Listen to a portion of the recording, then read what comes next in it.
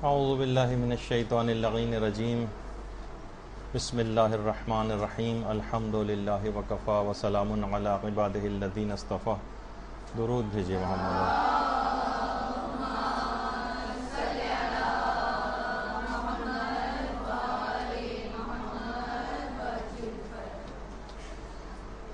بہترین نماز کیسے پڑھیں، اس سلسلے کا درس نمبر 7.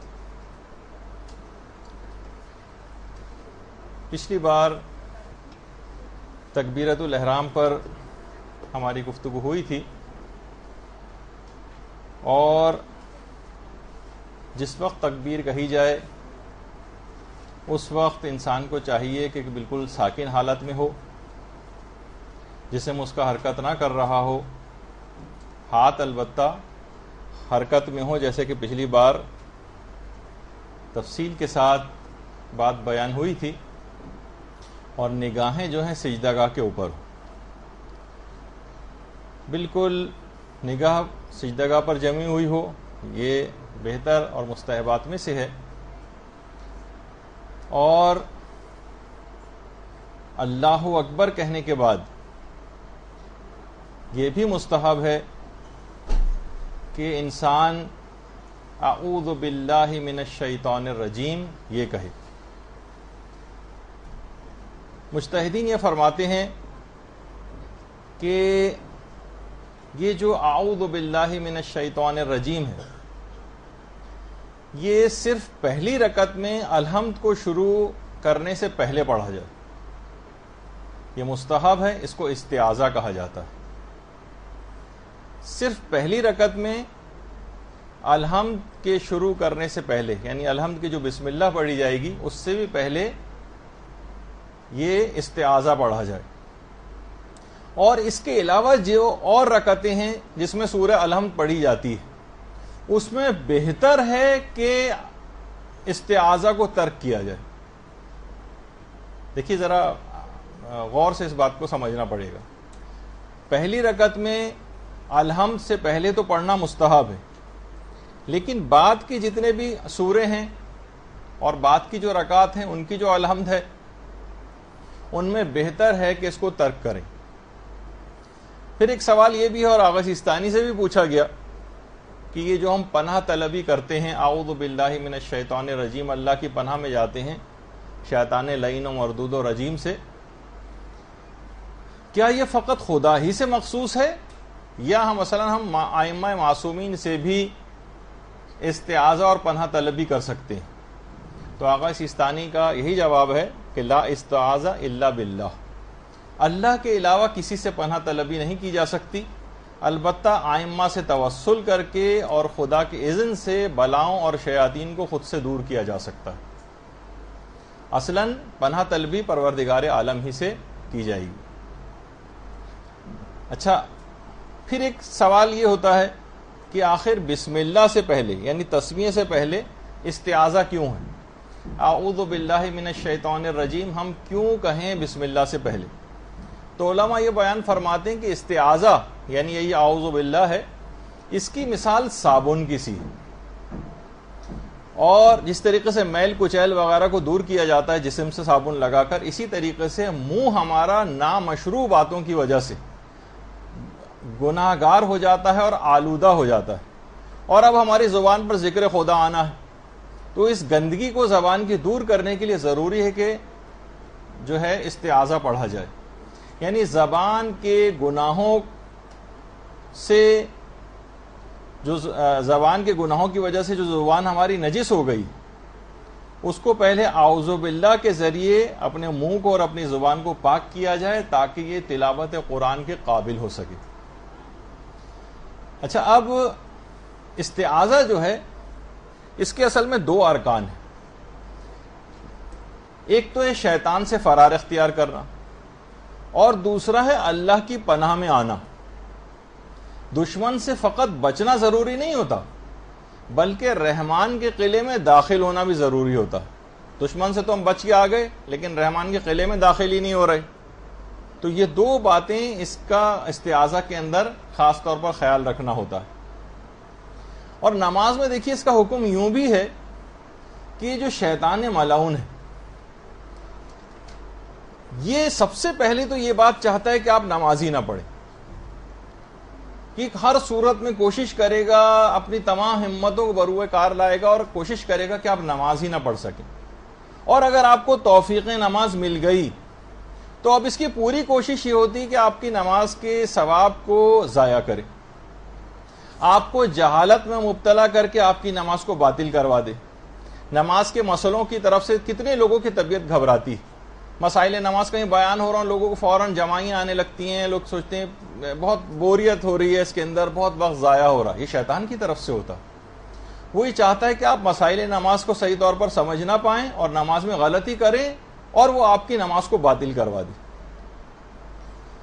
اچھا، اگر بالفرض ہم نے مسائل کی کلاسز بھی لی ہوئی ہیں اور نماز بھی بالکل صحیح پڑھ رہے ہیں، اس کا جب یہ والا کارگر نہیں چلتا کام، تو پھر کیا کرتا ہے وہ آپ کے خشوع و خضوع نماز میں کم کرنے کی کوششیں کرتا ہے. ادھر کے خیالات ادھر کے خیالات وہ آپ کے دماغ میں لے کر آتا ہے، یا آپ کی نماز میں ریاکاری، عجب، تکبر وغیرہ جو اخلاقی برائی ہیں، وہ ایسی چیزیں آپ سے سرزد کروائے گا جس سے آپ کی نماز قبولیت سے رہ جائے گی.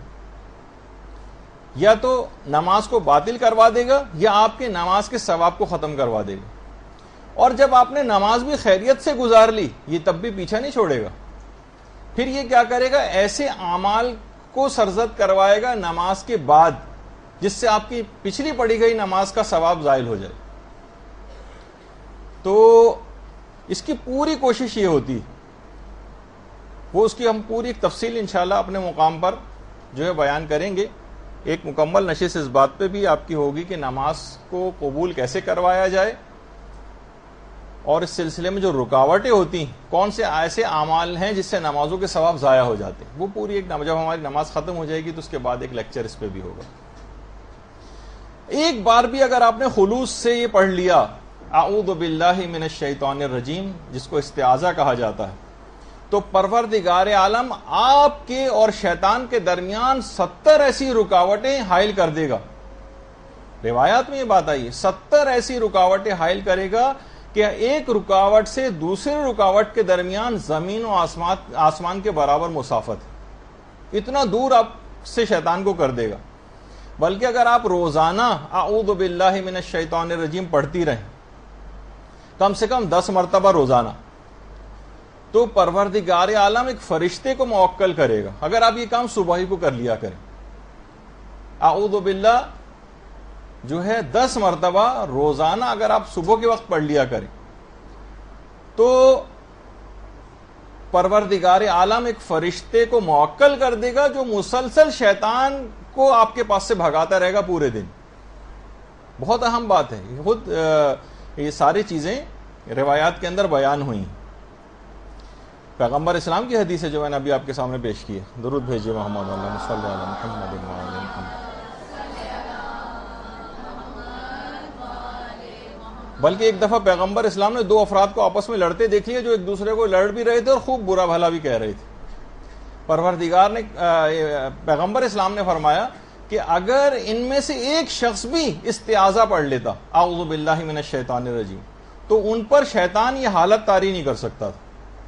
یعنی کبھی بھی گھر میں بھی کبھی ایسا کوئی لڑائی جھگڑا ہو جائے، یا آپ کی کسی سے بحث و تخمیس اور تڑاخ اور جو ہے وہ اختلاف ایسا ہو جائے کہ جس میں منہ ماری وغیرہ ہونے لگتی ہے اور جھگڑا بڑھنے لگتا ہے، تو ان فریقین میں سے اگر کوئی بھی ایک شخص اس وقت اعوذ باللہ من الشیطان الرجیم پڑھ لے تو شیطان کا وہ لڑائی والا کارگر جو وار ہے وہ نہیں کر سکے گا. تو بہرحال دن کا آغاز اسی اعوذ باللہ سے کریں، اور صبح کے وقت 3 مرتبہ استعاذہ پڑھنے کے بعد روایتوں میں یہ بات آئی ہے کہ اگر سورہ حشر کی 3 آیتیں پڑھ لی جائیں، هو اللہ الذی لا الہ الا ہوا سے جو شروع ہوتی ہے، سورہ حشر کی آخری 3 آیتیں، اتنا وقت نہیں کہ ان کو پڑھا جائے، آپ یہ لکھ لیں کہ 3 مرتبہ اعوذ باللہ من الشیطان الرجیم پڑھنے کے بعد اگر سورہ حشر کی آخری 3 آیتیں پڑھ لی جائیں تو 70,000 فرشتے پروردگار اسی وقت موکل کرتا ہے جو صبح سے شام تک اس پر مسلسل درود پڑھتے ہیں، اور اگر وہ اس پورے دن اور رات کے درمیان مر گیا تو اس کو ثواب شہید بھی دیا جاتا ہے. اللہم صلی علی محمد وعلی محمد.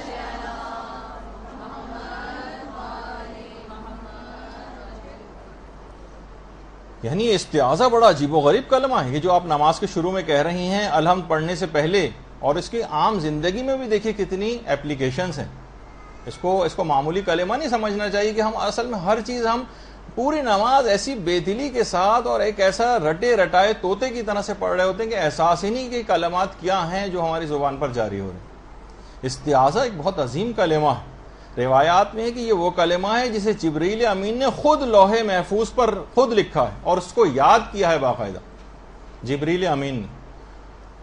آیت اللہ شہید دستغیب شیرازی، انہوں نے استعاذہ کے موضوع پر 35 مجلسیں پڑھی تھیں استعاذہ پہ، اور ان کا خلاصہ چند مجلسوں کا اردو زبان میں استعاذہ کے نام سے چھپ بھی چکا. البتہ پوری 35 نہیں، اس میں کچھ ضائع بھی ہو گئی اور وہ کم مجلسیں ہیں اس کے اندر، لیکن بہرحال اردو زبان میں بھی.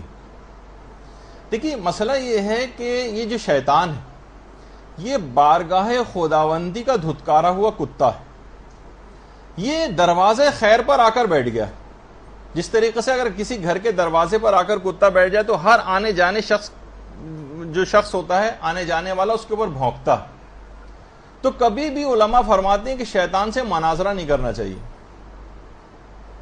مثلا کہ ہم دماغ میں ہمارے خیالات آ رہے ہیں شیطانی، ہم ان کو دفیہ کر رہے ہیں، ان کے جوابات دے رہے ہیں. عام زندگی میں بھی جو وسوسے آتے ہیں لوگ پریشان ہوتے ہیں تو ان وسوسوں کا وہ جواب دینے بیٹھ جاتے ہیں، دماغی طور پر جنگ شروع کر دیتے ہیں شیطان سے.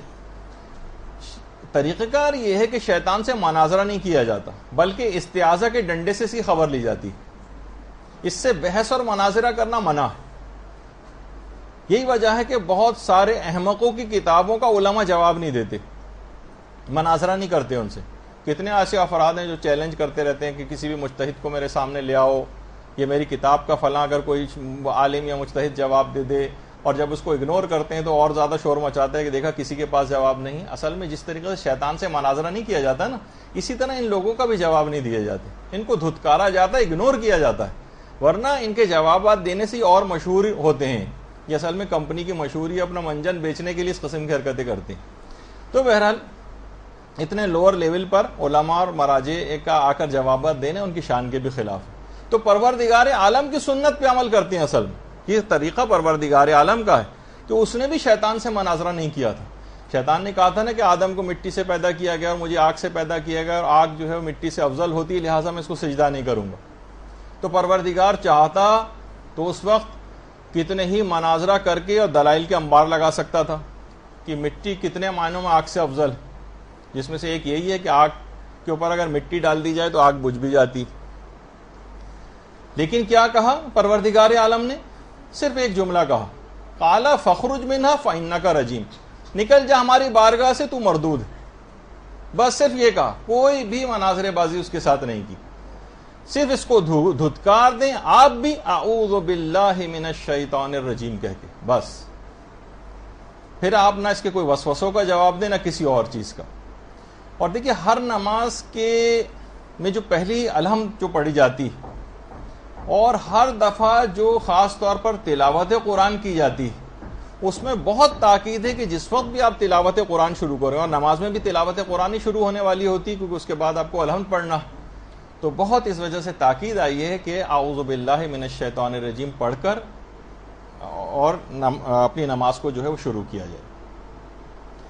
دیکھیے ایک آپ نے آیت سنی ہوگی کہ لا یمسہ الا المطہرون، کہ اس قرآن کو کوئی چھو نہیں سکتا جب تک کہ وہ طاہر اور پاک و پاکیزہ نہ ہو. اس کے بہت سارے ائمہ معصومین پہ بھی اطلاق ہوتا ہے کچھ تفاسیر کے اندر، لیکن علماء فرماتے ہیں کئی معنی اور مفاہیم میں ایک مفہوم یہ بھی ہے کہ دیکھیے اس قرآن کا درست طور پر سمجھنا اور اس کے مفاہیم کو درک کرنا، یہ تمام معارف وہی حاصل کر سکتا ہے زیادہ اچھے طور پر جو اخلاقی برائیوں سے پاک اور منزہ ہو، کیونکہ یہ تمام اخلاقی برائیاں اور یہ گناہ جو ہیں حقائق اور معارف کے اوپر پردہ ڈال دیتے ہیں. تو جب بھی آپ کو حکم ہے کہ پہلے آپ اعوذ باللہ من الشیطان الرجیم کہہ کے اپنے آپ کو پاک و پاکیزہ کریں اور اس کے بعد پھر قرآن پڑھنا شروع کریں. قرآن کو اس کے یہ معنی نہیں کہ اس کو کوئی چھو نہیں سکتا. تو مثلا ہم کہیں کہ بہت سے علماء نے اس سے یہ بھی استدلال کے طور پر پیش کیا کہ کسی کافر کو نہیں دیا جا سکتا قرآن، لیکن وہ اب ہم اس فقہی مسئلے کے اندر نہیں جا رہے. وہ اس کی توہین اگر ہوتی ہو تو نہیں دیا جا سکتا موجودہ مجتہدین کا جو نظریہ ہے. لیکن بہرحال ایک اس کے بہت سارے مفاہیم میں ایک یہ بھی ہے کہ ہم اپنے گناہوں کے باعث بہت سارے معارف سے رہ جاتے ہیں قرآن کے جو ہم درک نہیں کر پاتے. تو پہلے اعوذ باللہ پڑھ لیا جائے تاکہ پھر مفاہیم قرآن کو درک کرنے میں آسانی ہو جائے اور پاک و پاکیزگی ہمیں نصیب ہو جائے. اچھا، اسی طرح سے خود قرآن کی آیت بھی ہے کہ آپ نے ابھی سنا نا کہ جس وقت نماز میں بھی جب تلاوت قرآن کر رہے ہوتے ہیں، الحمد پڑھ رہے ہوتے ہیں، تو اس کا آغاز الحمد سے پہلے اس وجہ سے بھی ہے کہ جو اب آپ آیات تلاوت کریں گے ان سے بھرپور آپ استفادہ کر سکیں، وہ آپ کے روح کے اندر اتر جائیں اور سارے ثواب اور فضائل آپ کو دلوا دیں. اور یہی وجہ ہے کہ سورہ نحل کی آیت نمبر 98 میں کہ فَإِذَا قَرَأْتِ الْقُرْآنَ فَاسْتَعِذْ بِاللَّهِ مِنَ الشَّيْطَانِ الرَّجِيمِ، کہ جب تم قرآن کی تلاوت شروع کرو تو شیطان مردود سے خدا کی پناہ طلب کرو. یہی وجہ ہے کہ الحمد سے پہلے، ابھی تلاوت قرآن شروع ہونے والی تو اب آپ کو الحمد سے پہلے اعوذ باللہ من الشیطان الرجیم پڑھنا. اور یہی وجہ ہے کہ سفینۃ البحار میں باقاعدہ ہمارے چھٹے امام جعفر صادق علیہ الصلوۃ والسلام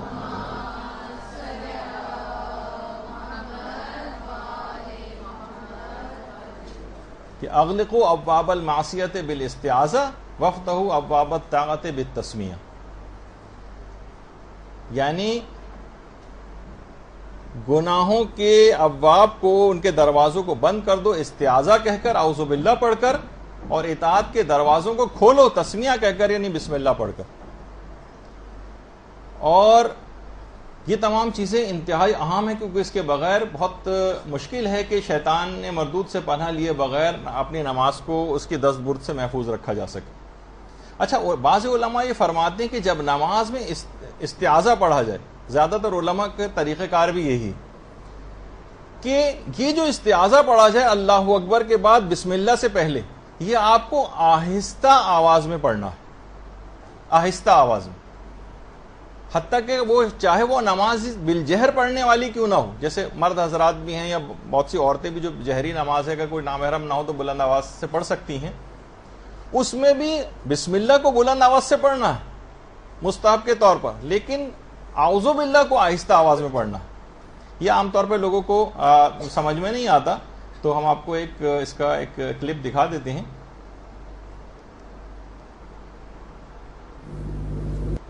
اللہ اکبر، بسم اللہ الرحمن دیکھا آپ نے، انہوں نے الرحیم، خاموشی کے ساتھ اعوذ باللہ. دوبارہ دیکھیں، بسم اللہ الرحمن الرحیم. اچھا دوسرے میں بھی دیکھیے گا، اللہ اکبر،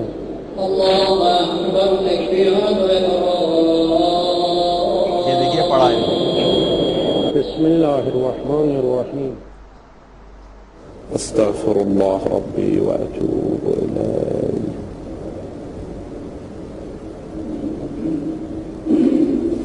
اللہ اکبر.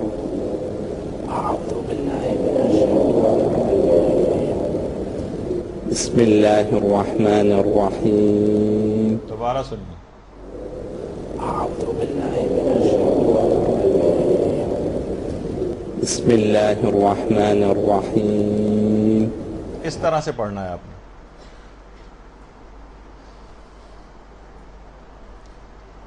تو وجہ اس کی یہی بتائی گئی کہ آہستہ سے کیوں پڑھا جاتا ہے اس کو. علماء نے کہا کہ اصل میں پناہ طلبی اس شخص کی مانند ہوتی ہے پناہ کہ جو کہ موقع سے فرار اختیار کر رہا ہو اور خود کو پوشیدہ رکھنا چاہتا ہو. اور اس کے اندر اشارہ یہ ہے کہ اے پناہ طلب، یہ جو کہ آہستہ سے اعوذ باللہ پڑھ رہا ہے، شیطان تیری گھات میں ہے. حتیٰ الامکان اس طریقے سے انسان دشمن سے بچ کر اور بہت آہستگی سے کسی سے آ کر پناہ طلبی کرتا ہے، اس طرح سے آ کر پروردگار کی جو رحمت کا دروازہ ہے اس کو آ کر کھٹکھٹاؤ تاکہ وہ تمہیں اپنے قلعہ امان کے اندر لے لے. اس وجہ سے بہت خاموشی کے ساتھ اس کو کہا جاتا ہے. اچھا، علماء اخلاق نے ایک بات اور کہی. دیکھیے، استعاذہ کے معنی فقط کیا یہ ہیں کہ آپ جو ہے کہیں شیطان سے پروردگار مجھے بچا لے، استعاذہ میں کون کون سے امور شامل ہیں جن کا آپ کو بیک آف دی مائنڈ جو ہے آپ کو دماغ میں اجمالی طور پر ہی کیوں نہ صحیح ان باتوں کا خیال رکھنا ہے کہ میں ان چیزوں سے پناہ طلبی کر رہی ہوں. دیکھیے بہت اہم بات ہے جو آپ کی خدمت میں پیش ہو رہی. ضروری نہیں کہ اس ابھی جو میں تفصیل بیان کرنے والا ہوں وہ ساری تفصیل آپ اسی وقت دماغ میں لے کر آئیں. نہیں کہ اجمالی خاکہ جو باتیں اب آپ سن رہی ہیں جب بھی آپ اعوذ باللہ پڑھیں گی اس کے بعد آپ ان چیزوں کا ایک ہلکا سے خاکہ دماغ میں لے کر آ جائیں گے. میں ان تمام چیزوں سے پناہ طلبی پروردگار سے طلب کر رہی ہوں. بہت اچھا یہ سب باتیں جو ہیں یہ روایات کے اندر آئی ہیں جن کو بیان کرنے کا بھی وقت نہیں, ہم صرف ہیڈنگز کی صورت میں ان کو ذکر کریں گے. استعاذہ جنوں انس و شیاطین سے بچنے کے لیے آپ کریں گے, یہ آپ کے دماغ میں ہونا چاہیے. تمام جنوں سے, تمام انسانوں سے اور تمام شیاطین سے بچنے کے لیے. یہ تو واضح ہے استعاذہ کا ایک مفہوم. دوسرا, جس وقت آپ نماز میں یہ استعاذہ پڑھ رہی ہوں تو دماغ میں یہ رہے کہ جتنے بھی برے اخلاق ہیں, ریاکاری ہے, حرص ہے, تمام گناہان ہیں, ان سب سے میں پناہ طلبی کر رہی ہوں. یہ بھی آپ کے دماغ میں. روایات میں یہ بھی آئی کہ استعاذہ برے ہمسائے سے کے شر سے بچنے کے لیے بھی ہوتا ہے. بہت سے لوگوں کے بہت ہمسائے بہت برے ہوتے ہیں, ان کے شر سے بچنے کے لیے. استعاذہ برے شوہر اور بیوی اور ناخلف اولاد سے جو اذیتیں پہنچتی ہیں ان سے بچنے کے لیے بھی ہوتا. یہ بھی دماغ میں رہے کہ یہ استعاذہ میں اس کے لیے بھی پڑھ رہی. دیکھیے نماز سے مدد لو, وَاسْتَعِينُوا بِالصَّبْرِ وَالصَّلَاةِ. اب آپ کو دیکھ رہے ہیں کہ عمومی زندگی میں بھی کتنی چیزیں جو آپ کی زندگی میں بگاڑ پیدا کرتی ہیں اس سے نماز سے مدد لی جا رہی. برے شوہر, بری بیوی اور ناخلف اولاد, اس سے پناہ طلبی. اسی طرح سے اذیت دینے والے تمام رشتہ داروں سے بھی پناہ طلبی. اذیت دینے والے تمام رشتہ دار. اس کے علاوہ یہ استعاذے میں تمام گناہوں کے اثرات بد کو دور کرنے کے لیے بھی استعاذہ, یہ بھی دماغ میں رہے کہ میں اس کے لیے بھی اعوذ باللہ پڑھ رہی ہوں. تمام گناہوں کے اثرات بد, دیکھیے اثرات بہت دور تک گناہوں کے جاتے ہیں. بعض اوقات تو بہت دور تک 10ویں نسل والا بھی بعض اوقات جو ہے وہ متاثر ہوتا ہے اور وہ بھی بد دعائیں کرتا ہے. تو اثرات گناہوں کے اثرات بد کو دور کرنے کے لیے بھی استعاذہ ہے. اس کے علاوہ تمام شریر لوگوں کے شر سے, تمام ظالم حکمرانوں سے, عالمی طاغوتوں سے, ڈکیتوں سے اور ٹارگٹ کلر سے بھی, ان سے بچنے کے لیے بھی دماغ میں رہے کہ یہ استعاذہ ان کے لیے بھی پڑھ رہے ہیں. یہ بہت اہم بات ہے. استعاذہ میں فقط صرف ایک یہ تمام چیزیں شیطان ہی کے کارستانی ہیں, لیکن دماغ میں یہ ضرور رہے ہیں چیزیں کہ میں ان سب سے پناہ طلبی پروردگار سے طلب کر رہی ہوں. اسی طرح سے تمام بیماریوں اور امراض سے بچاؤ کے لیے, اس کے لیے بھی استعاذہ ہے. تمام بیماریوں سے اور تمام امراض سے بچاؤ کے لیے. اسی طرح سے ان تمام نقصان پہنچانے والے حیوانوں سے, جراثیم سے اور جرثومے جتنے ہوتے ہیں ان تمام سے, یہ بھی دماغ میں رہ کے ان سے بھی پناہ طلبی کر رہی ہیں. کیونکہ یہ جب کبھی ہوتے ہیں تو انسان کی کوالٹی آف لائف بہت خراب ہوتی ہے, اس کی عبادتیں متاثر ہوتی ہیں, سارے دینی کام اس کے رک جاتے ہیں. ٹھیک ہے پروردگار کی رحمت اس حالت میں بھی ہوتی, لیکن پناہ طلبی ضرور کرنی چاہیے کہ پروردگار صحت اور عافیت دے تاکہ اس کے دین کے لیے کام کر سکے. اسی طرح سے یہ جو پناہ طلبی ہے, یہ جو پناہ طلبی ہے تمام قسم کے جادو, سحر, امور باطلہ اور انحرافی افکار سے, اس کے لیے بھی استعاذہ ہوتا ہے. یہ بھی دماغ میں رہے کہ میں اس سے بھی پناہ طلبی کر رہی ہوں. انحرافات بڑھتے چلے جا رہے ہیں جو تقریباً ہم اپنی ہر گفتگو میں اور آج بھی آگے چل کے کا ذکر کریں گے.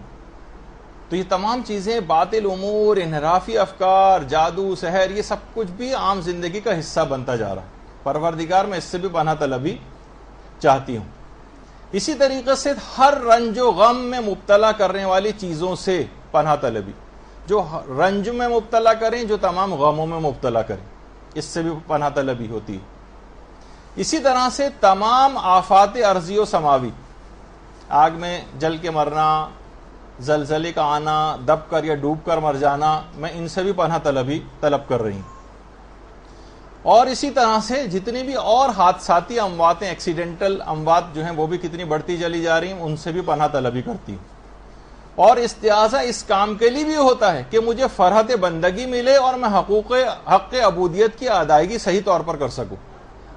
اس کے لیے بھی پناہ طلبی کہ پروردگار میں ان جھمیلوں میں، الٹے سیدھے چکروں کے اندر، لڑائی جھگڑے، یہ وہ پرابلمز، ان میں جب انسان ان کا شکار ہوتا ہے تو عبادت کی لطف اور فرحت بندگی اس کا جو ہے نا زائل ہونے لگتا ہے.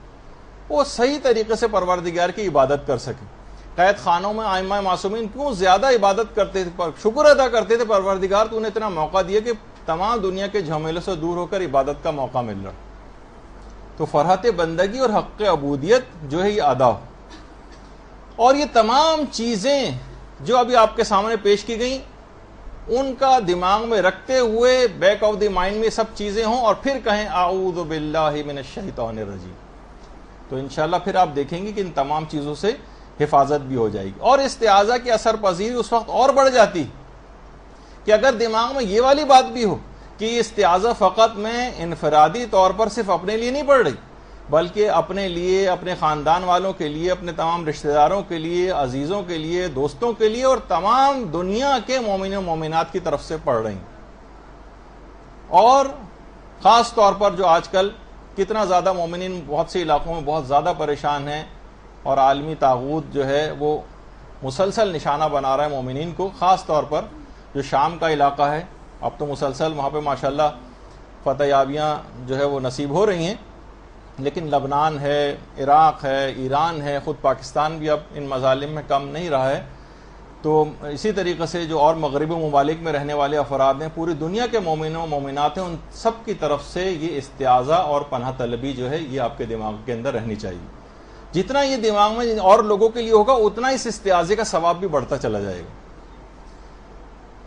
تو مختصراً یہ کہ استعاذے کی نیت میں ان تمام چیزوں کو سے آپ پروردگار عالم کی پناہ طلب کریں جو آپ کو کمال کی طرف جانے سے روکتی ہیں اور آپ کی کوالٹی آف لائف کو خراب کرتی ہیں، جو آپ کے ایمان اور اعتقاد کو کمزور بناتی ہیں.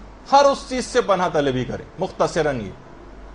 تو پھر آپ دیکھیں گے کہ بہت زیادہ فرق پڑ جائے گا. اور یہ بات یاد رکھ لیجئے کہ پناہ طلبی اور اعوذ باللہ پڑھنے کے لیے یہ صرف کوئی زبانی جملہ نہیں، بلکہ سیریس اقدامات بھی کرنا پڑتے ہیں. ایسا نہیں کہ کوئی شخص شیر کے منہ میں ہاتھ بھی ڈال رہا ہو اور لوگوں سے چیخ چیخ کر کہہ رہا ہو کہ مجھے بچاؤ، خود ہی شیر کے منہ میں ہاتھ ڈالا ہے اور چیخ بھی رہا ہے. مثلا علماء فرماتے ہیں کہ استعاذے کی جو حقیقت ہے وہ گناہوں سے فرار ہے. گناہوں سے فرار. اعوذ بطاعت اللہ من طاعت الشیطان، یعنی شیطان کی اطاعت سے پروردگار کی اطاعت کی طرف پناہ طلبی کی جائے. تو بہرحال پوری کوشش ہونی چاہیے گناہوں سے اپنے آپ کو بچانے کی. صرف یہ زبانی طور پہ نہ بس اعوذ باللہ من الشیطان الرجیم کا ادھر نماز ختم کی اور گناہوں میں پھر مصروف ہو گئے، یہ استعاذہ کی حقیقت کے خلاف ہو جائے گا. دیکھیے اتنی آسانی کے ساتھ شیطان رخصت ہونے والا بھی نہیں. بھوکا اگر کتا اور سامنے مرغن غذا کا ٹفن کھول کے آپ بیٹھی ہوئی ہیں اس کے سامنے، آپ کا کیا خیال ہے؟ آپ کے ہلکے سے ہوش کرنے سے بھاگ جائے گا؟ نہیں بھاگے گا. 10 ڈنڈے کھانے کے بعد بھی خاموشی سے تاک میں لگا رہے گا کہ ادھر آپ کی آنکھ بچے اور ادھر آپ کے پلیٹ سے بوٹی لے اڑے. یہ پوری شیطان، یعنی یہی طریقہ کار شیطان کا جو کتے کا ہوتا. تو ذرا سا بھی اگر آپ غافل ہوئیں، استعاذہ کے اندر غفلت کا جو ہے نا وہ مہلک ثابت ہوتی. اور استعاذہ ہمیشہ قولی کے ساتھ فعلی بھی ہونا چاہیے. یہ تو قولی تو ہو گیا، آپ نے اعوذ باللہ من الشیطان الرجیم پڑھ لیا. فعلی استعاذہ بھی ہونا چاہیے.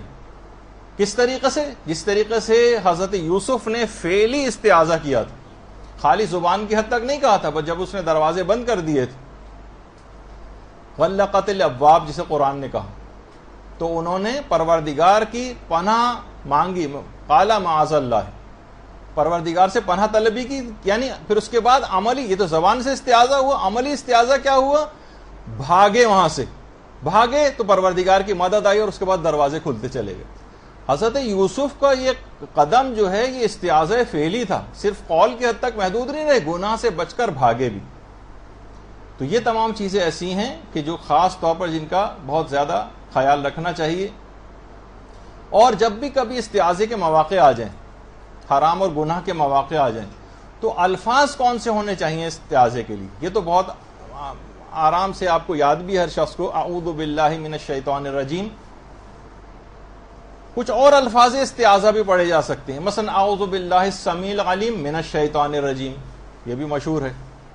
اسی طریقے سے اعوذ باللہ من الشیطان الرجیم ان اللہ هو السمیع العلیم، یہ بھی پڑھا جا سکتا ہے. اسی طرح سے نستعیذ باللہ من الشیطان الرجیم، یہ بھی پڑھا جا سکتا ہے. یعنی کوئی سا بھی استعاذہ آپ کو زبانی طور پر جو بھی یاد ہو، اور اعوذ باللہ من الشیطان الرجیم تو بہت ہی آسان ہے، تو وہ آپ کو سب کو یاد بھی ہے.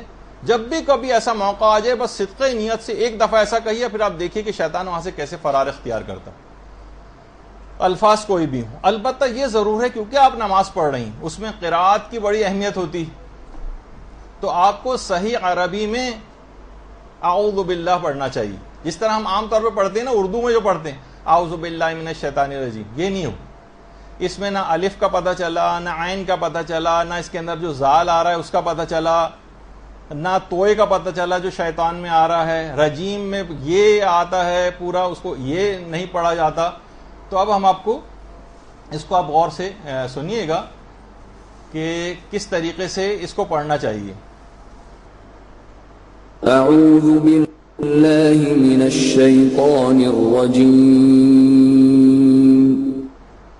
أعوذ بالله من الشيطان الرجيم.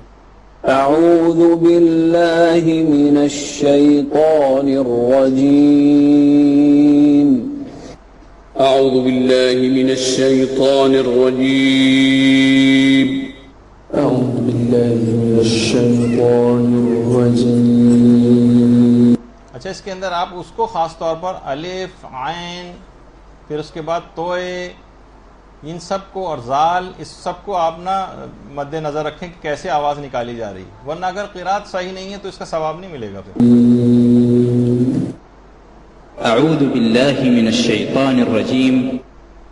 أعوذ بالله من الشيطان الرجيم. اچھا، رجیم عام تو اعوذ باللہ من الشیطان الرجیم یعنی ایک زیر لگا دیتے ہیں اور یہ بالکل غائب کر دیتے ہیں، یہ نہیں ہونا چاہیے. أعوذ بالله من الشيطان الرجيم. أعوذ بالله من الشيطان الرجيم. أعوذ بالله من الشيطان الرجيم. أعوذ بالله من الشيطان الرجيم. أعوذ بالله من الشيطان الرجيم. تو اس کو آپ کو خود بھی گھر پہ جا کے بھی پریکٹس کرنا ہے. اور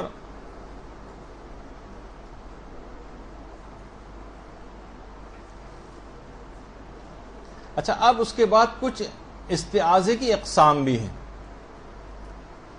ایک تو استعاذے کی یہی اقسام ہے، ایک قسم ہے جس کو استعاذہ قولی کہا جاتا ہے. اعوذ باللہ من الشیطان الرجیم جیسے ابھی آپ نے سنا، بہت سارے آپ نے اور چیزیں بھی سنی، یا مثلا کچھ اور جیسے اعوذ باللہ القوی من الشیطان الغوی، یہ بھی بہت بہترین الفاظ میں ایک استعاذہ ہے. علماء نے اس کی بھی تاکید کی ہے کہ اس کو بھی پڑھ سکتے ہیں عام عمومی زندگی میں. نماز میں تو اعوذ باللہ من الشیطان الرجیم کی حد تک ہی پڑھیے، لیکن عمومی زندگی میں بھی پڑھ سکتے ہیں کہ میں طاقتور خدا کی پناہ میں جاتی ہوں اغوا کرنے والے شیطان سے، جس کا ترجمہ یہ ہے. اچھا، یہ تو قولی ہو گیا. ایک فعلی بھی ہوتا ہے جو تمام خواہشات نفس اور افکار شیطانی سے فرار اختیار کیا جاتا ہے، جیسے ابھی حضرت یوسف کی مثال دی.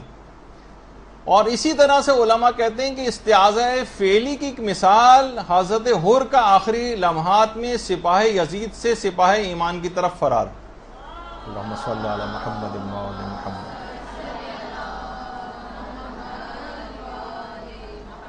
یہ استعاذہ فعلی تھا، یعنی واقعتاً اس کے اندر کام کر کے دکھانا ہوتا ہے، صرف زبان کی حد تک نہیں رہنا ہوتا جب تک کہ پوری کوشش نہ کی جائے. یہ استعاذہ فعلی. اسی طریقے سے دیکھیے استعاذہ چاہنے والوں کی بھی کچھ اقسام، تاکہ اسی سے فائدہ اٹھا کر ہم کیونکہ بہترین نماز کیسے پڑھیں تاکہ پتہ تو چلے کہ صرف لفظ کی حد تک نہ رہ جائیں. جو استعاذہ خدا سے پناہ طلبی کر رہے ہوتے ہیں ان کی کئی اقسام. ایک تو ہمارے جیسا عام افراد ہیں جن کی راہ میں شیطان بیٹھا ہوا ہے اور یہ مسلسل اپنے جو گناہ ہیں ان سے اور جو وسوسے ہیں ان سے پناہ طلبی کرتے ہیں پروردگار کی بارگاہ میں. تمام گناہوں سے اور وسوسوں سے ہر وقت شیطان ان کو بہکاتا رہتا ہے, یہ بہکتے رہتے ہیں. یہ عام لوگوں کا استعاذہ جو ہمارے جیسے لوگ ہیں, ان کے پاس نہ کوئی ہتھیار ہوتا ہے ان سے مقابلے کا, نہ کچھ ہوتا ہے, صرف الفاظ ہوتے ہیں اور تھوڑی سی کوشش ہوتی ہے, باقی شیطان ان کو آرام سے بہکا سکتا ہے. ان کو بہت زیادہ ضرورت ہوتی ہے کہ مسلسل اللہ کی پناہ طلب کرتے رہیں. یہ عام لوگوں کا استعاذہ ہے. اچھا, کچھ علماء, خواص اور اولیاء خدا کا استعاذہ ہوتا ہے جن کے یہ وہ افراد ہوتے ہیں, علماء, صالحین, خواص, کہ جن کے پاس شیطان سے مقابلے کے ہتھیار موجود ہوتے ہیں. یہ پوری زندگی کی تقوی اور پرہیزگاری اور مشقتیں اور ریاضتیں کر کے اپنے پاس ایسے ہتھیار رکھ لیتے ہیں کہ شیطان ان کے اوپر اثر انداز نہیں ہو سکتا اور اس کے لیے بہت مشکلات ہوتی ہیں. تو ان کے پاس ہتھیار ہوتے ہیں. ان کا استعاذہ تھوڑا سا الگ نوعیت کا ہوتا ہے اور یہ خود بھی ان ہتھیاروں سے شیطان کا مقابلہ کر کے اس سے خلاصی کر لیتے ہیں. اچھا, ایک دماغ میں سوال ابھرتا ہے کہ معصومین علیہ السلام کے استعاذے کے کیا معنی؟ ان کے اوپر تو دیکھیے شیطان کو ان کے اوپر کوئی قدرت حاصل نہیں, تو پھر ان کا استعاذہ کیوں؟ یہ کس بات سے پناہ طلب کرتے ہیں؟ کہ دیکھیے شیطان تو ان افراد کے متعلق پہلے سے کہہ چکا ہے, قال فبعزتک لأغوینہم اجمعین الا عبادک منہم المخلصین, کہ تیری عزت و جلال کی قسم میں ہر شخص کو گمراہ کروں گا سوائے تیرے ان مخلص بندوں کے. اس کا مطلب ہے کہ وہ تو پہلے سے ہی اعتراف شکست کر چکا ہے, تو پھر یہ افراد کیوں آخر پناہ طلبی پروردگار سے طلب کرتے ہیں شیطان کے مقابلے میں؟ اس سے کیا ان کی مراد ہوتی؟ دیکھیں علماء بھائی یہ بیان فرماتے ہیں کہ یہ معصومین علیہ السلام جو ہیں, یہ ان کا استعاذہ یہ خدا کی راہ میں جلوہ حق کے مقابلے میں کسی بھی رکاوٹ کو برداشت نہیں کرتے. یہ ہر رکاوٹ کے مقابلے میں پناہ طلبی کرتے ہیں, ہر رکاوٹ کے مقابلے میں. ان کو دیکھیں شیطان سے کوئی خطرہ نہیں ہے, نہ ان کو اپنے نفس سے کوئی خطرہ ہے, بلکہ جلوہ حق کے مقابلے میں رکاوٹوں کو برداشت نہیں کرتے. دنیاوی جتنے بھی امور ہیں نا, یہ ان کی جیسے مومنین کے دکھ ہیں, ان کی پریشانیاں ہیں, ظالموں کے مکر و فریب اور ہیلے ہیں, اور دنیاوی مصروفیات ہیں, ان میں سے یہ ہر چیز کو جلوہ حق میں معنی سمجھتے ہیں, اور کہ ان سے بھی اگر میرا وقت بچتا, ہمارا وقت بچتا, تو یہ بھی ہم عبادت پروردگار میں لگا دیتے. تو اس وجہ سے ان باتوں سے یہ پناہ طلبی جو ہے وہ پروردگار کی بارگاہ میں طلب کرتی ہیں. اور اس کے مقابلے میں جو اہل تقوی ہیں, ان کا جو استعاذہ ہے وہ ڈر کر ہر وقت ان کو ڈر ہی لگا رہتا ہے کہ یہ دولت ایمان و تقوی جو انہوں نے بہت مشکل سے حاصل کی ہے, ہر وقت اس کو خطرہ دامن گیر رہتا ہے. ایک لحظے کی غفلت ہوئی اور شیطان نے آ کر اپنا کام کر دیا اور ان کے دل پر قبضہ جما لیا, تو یہ ساری کی کرائی محنت جو ہے ان کی ضائع ہو جاتی ہے. تو اس وجہ سے یہ بہت زیادہ پریشان ہوتے ہیں اور ہر وقت پروردگار سے اپنے اس ایمان اور تقوی جو ریاضتوں سے حاصل کیا ہے اس کو جو ہے اس سے پناہ طلبی کرتے ہیں. ہر وقت ان کو پناہ طلبی کی ان علماء کو اور ان جو اہل تقوی ہیں ان کو حاجت رہتی. اچھا, اسی طریقے سے آپ دیکھیے, اور تھوڑی سی ایک بات اور اس میں بیان کر دی جائے اور اس کے بعد ہم اگلی اس کے اوپر آ جائیں گے, کہ صرف نماز ہی نہیں بلکہ عام مواقع پر بھی اس کی بہت ضرورت ہوتی ہے. مثلا لباس کو پہنتے وقت بھی جو ہے استعاذے کی بڑی اہمیت ہے. اس کی اگر آپ لباس کو تبدیل کرتے وقت کی جو دعائیں اس کے اندر آپ دیکھ لیں, اس کے اندر بھی شیطان سے جو ہے پروردگار کی طرف پناہ طلبی کی گئی. کھانے پینے کی جو دعائیں ہیں اس کے اندر بھی پناہ طلبی کی گئی. حتیٰ کہ بیت الخلاء جانے کی جو دعائیں ہیں اس کے اندر بھی اگر آپ دیکھیں اس کے اندر بھی شیطان سے پناہ طلبی. حتیٰ کہ ان جگہوں کو تو چھوڑیے, مسجد میں داخلے کے وقت بھی اعوذ باللہ من الشیطان الرجیم پڑھنے کی تاکید آئی. یہ شیطان کمبخت یہ وہاں پر بھی پیچھا نہیں چھوڑتا ہے. اور جب بھی یہ جو آداب ہے مسجد کے, اس کے اندر کے داخلے سے پہلے استعاذہ پڑھا جائے. ایک عارف متقی نے کہا کہ میں نے خود دیکھا کہ مسجد کے باہر شیطان کھڑا ہوا ہے. میں اس کے پاس گیا اور اس سے کہا, ملعون تو یہاں کیا کر رہا ہے؟ اس نے کہا کہ ابھی میں ایک شخص کے ساتھ اندر داخل ہونا چاہتا تھا, لیکن کیا کروں کہ وہ استعاذہ اور اعوذ باللہ من الشیطان الرجیم پڑھ کر مسجد میں داخل ہو گیا, اب میں اندر نہیں جا سکتا. تو صرف ان موقعوں پر ہی نہیں کہ ہم خاص ان جگہوں کے اوپر جاتے وقت بھی مسجد میں جا رہے ہوں، بیت الخلا جا رہے ہوں، کپڑے تبدیل کر رہے ہوں، کھانا کھا رہے ہوں، اس وقت بھی اس کی بڑی تاکید ہے۔ خاص طور پر علماء فرماتے ہیں کہ جس وقت انسان کبھی ایسی سچویشن سے دوچار ہو جائے جس میں گناہ کا احتمال ہو، مثلا حتیٰ کہ اس کے اندر یہ چیزیں بھی اب شامل ہو گئی ہیں، نامحرم سے چیٹنگ کرنا، ان کو میسیجز کرنا اور فیس بک پہ بیٹھ کے ان سے بات کرنا یا لائیو چیٹ کرنا، یہ تمام چیزیں بھی اس کے اندر آ گئیں۔ اس وقت بھی جب کبھی اس موقع کے اندر گرفتار ہو اور دوسری طرف سے اس قسم کی بات چیت کی جا رہی ہو، تو اس وقت انسان سچے دل سے پناہ طلبی کرے اور شیطان کی اس جال کو توڑ کر باہر آ جائے۔ اور اسی طریقے سے علماء فرماتے ہیں کہ دوسرا اور اہم موقع قضاوت کے وقت بھی ہے، جس وقت قاضی فیصلہ سنا رہا ہوتا ہے، اس وقت بھی اعوذ باللہ پڑھنے کی بہت زیادہ تاکید ہے۔ اور تیسری اہم ترین وجہ بھی جو اس سے پہلے ذکر ہو چکی، وہ خاص طور پر جب انسان غیظ و غضب کی حالت میں ہوتا ہے۔ جس وقت بھی انسان غیظ و غضب کی حالت میں ہوتا ہے، اس وقت بھی اس کے لیے بہت زیادہ اس بات کی تاکید ہے کہ وہ اعوذ باللہ پڑھ لے، لیکن اس وقت عام طور پر یاد نہیں آتا اور غصے میں آ کر انسان مختلف کام کر دیتا ہے، تو اس وقت بھی کوشش یہ کرے کہ غیظ و غضب کی حالت میں بھی۔ خود روایات کے اندر یہ بات آئی کہ خود شیطان نے یہ بات کہی کہ جب بھی انسان غیظ و غضب کی حالت میں ہوتا ہے تو اس کی مثال بچے کے ہاتھ میں اس گیند کی طرح سے ہو جاتی ہے۔ میں اس کے ساتھ ایسا سلوک کرتا ہوں جیسے بچے کے ہاتھ میں گیند، کہ جس طرح سے وہ گیند کو پھینکنا چاہتا ہے پھینک دیتا ہے، یعنی جس طرح سے میں گھمانا چاہوں اس غیظ و غضب کی حالت میں گھما سکتا ہوں، اپنے ہاتھوں میں کھیل سکتا ہے وہ شیطان کی، اگر وہ غیظ و غضب کی حالت میں۔ تو اس وقت خاص طور پر پھر آپ دیکھتی ہیں کہ بات صرف یہاں تک نہیں رہتی لڑائی جھگڑوں کے اندر، جب غصے میں انسان آتا ہے نا تو پھر کیا کرتا ہے، مار پیٹ بھی کرتا ہے۔ کتنے سارے گناہ اسی وقت ہوتے ہیں، مار پیٹ بھی کر سکتا ہے، گالیاں بھی دیتا ہے اور بد اخلاقی سے بھی پیش آتا ہے، تہمتیں بھی لگاتا ہے، الزامات بھی لگاتا ہے، حتیٰ کہ قتل تک کر سکتا ہے۔ غیظ و غضب کی حالت کے اندر انسان ایسا، شیطان اس کے رگ و پے کے اندر، وہ جو بلڈ پریشر جو اس کا ریز ہوا ہوتا ہے، اس کے اندر اصل میں خون کے اندر شیطان گھوم رہا ہوتا ہے جو ہر قسم کے حرام کام اس سے کروا سکتے ہیں، جس طریقے سے شراب کے اندر ہوتا ہے نا کہ پھر ہر قسم کا گناہ اس سے ممکن، یہی حالت تقریباً غیظ و غضب کی بھی ہوتی ہے۔ تو اس موقع پہ بہت زیادہ تاکید ہے۔ اسی طریقے سے گھر سے باہر نکلتے وقت کی جو دعائیں ہیں ان کے اندر بھی استعاذے کی بڑی تاکید ہے۔ اس کے اندر ہے کہ شیطان اور اس کے قبیلے والے تمہیں اس طرح دیکھ رہے ہیں کہ تم ان کو نہیں دیکھ پاتے ہو، یعنی ان کی نگاہیں اب تم پر لگ، جیسے ہی تم گھر سے باہر نکلو گے، شیاطین، جیسے کہا جاتا ہے نا کہ بازاروں کے اندر شیطان کرسی لگا کے بیٹھتا، اب جب تم گھر سے باہر نکل آئے تو اب یہ شیطان تمہارے تمام اس کے لشکر تمہیں دیکھ رہے ہیں اور تمہاری گھات میں اور تم سے طرح طرح کے گناہ کروائیں گے۔ تو اس موقع پر گھر سے باہر نکلتے وقت کی دعاؤں میں بھی ہے کہ استعاذہ اور پناہ طلبی کی جائے۔ دیکھیے جب بھی آپ کسی گھر میں جاتی ہیں اور کوئی خطرناک کتا اس گھر کے دروازے پر بیٹھا ہوتا ہے تو آپ اس کے مالک سے کہتی ہیں براہ کرم اس کو ذرا یہاں سے ہٹا دیجئے، مجھے اندر آنا ہے۔ تو اسی طریقے سے نماز بھی پروردگار کے دروازے پر آپ آ گئی ہیں، اب پروردگار کی راہ میں حائل یہ شیطان بیٹھا ہوا ہے کتا بن کر وہاں پر، تو آپ اسے پروردگار سے پناہ طلبی کریں، ریکویسٹ کریں پروردگار مجھے اپنی پناہ میں لے لیں، اس کو میرے رستے سے ہٹا دیں۔ جب یہ آپ سے کسی لمحہ غافل نہیں ہوتا ہے، یہ ایسا دشمن ہے، تو آپ اس سے غافل کیوں ہیں؟ یہ بہت اہم بات ہے۔ دیکھیے جب آپ چوروں ڈکیتوں سے حفاظت کے لیے روزانہ سونے سے پہلے تمام اندر کے داخلے آپ بند کرتی ہیں، کنڈیاں لگاتی ہیں، تالے لگاتی ہیں، کیا کیا کرتی ہیں کہ کوئی جگہ کھلی نہ رہ جائے، تو آخر کس طریقے سے پھر آپ نے اس کو اتنی آسانی سے اس کے لیے بڑے بڑے دروازے کیوں کھول رکھے؟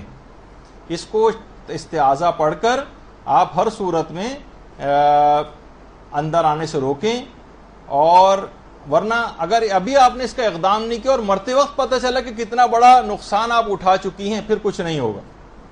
علماء بڑا اچھا جملہ ایک عالم نے لکھا ہے کہ آخرت میں گئے اور پتہ چلا کہ یہ جو سجدے ہم کرتے رہے یہ سارے کے سارے شیطان کے آستانے ہی پر کرتے رہے، ایمان کے ہم زبانی دعوے تو کرتے رہے مگر اصلاً اطاعت ہم شیطان کی کرتے رہے، صرف زبان سے کہتے بھی رہے اعوذ باللہ تو کیا فائدہ، عملاً تو ہم نے اطاعت شیطانی کی تھی۔ وہ جو منتخب التواریخ جو ہمارے ملا ہاشم خراسانی کی بڑی مشہور کتاب ہے، استاد سید علی حائری، ایک بہت بڑے عالم دین، انہوں نے خود اپنے ایک درس میں فرمایا کہ اصفہان میں ایک گاؤں تھا، وہاں ایک مریض حالت احتضار میں تھا۔ سید علی حائری نے یہ واقعہ سنایا، اصفہان میں باقاعدہ ایک گاؤں تھا جس کا ایک مریض حالت احتضار میں تھا، کہہ رہے ہیں میں اس کے پاس گیا اور اس کے سرہانے بیٹھ کر تلقین پڑھنا شروع کی، کیونکہ حالت احتضار میں بھی تلقین پڑھنے کی تاکید ہے۔ اچھا، جب مریض کو کہا گیا کہ پڑھو لا الہ الا اللہ، تو جب بھی مریض کہتا تھا لا الہ الا اللہ تو کہنے بڑی حیرت انگیز بات ہم نے دیکھی کہ جب بھی وہ خدا کی وحدانیت کی گواہی دیتا تھا تو کمرے کے گوشے سے آواز آتی تھی، صدقت یا عبدی، تو نے سچ کہا ہے میرے بندے۔ اچھا، جب مریض کے منہ سے تکلیف سے یا اللہ نکلتا تھا تو کمرے کے گوشے سے آواز آنے لگتی تھی، لبیک یا عبدی، اے بندے میں حاضر ہوں۔ عالم بڑے حیران ہوئے، پوچھا کہ اے صاحب آواز تم کون ہو؟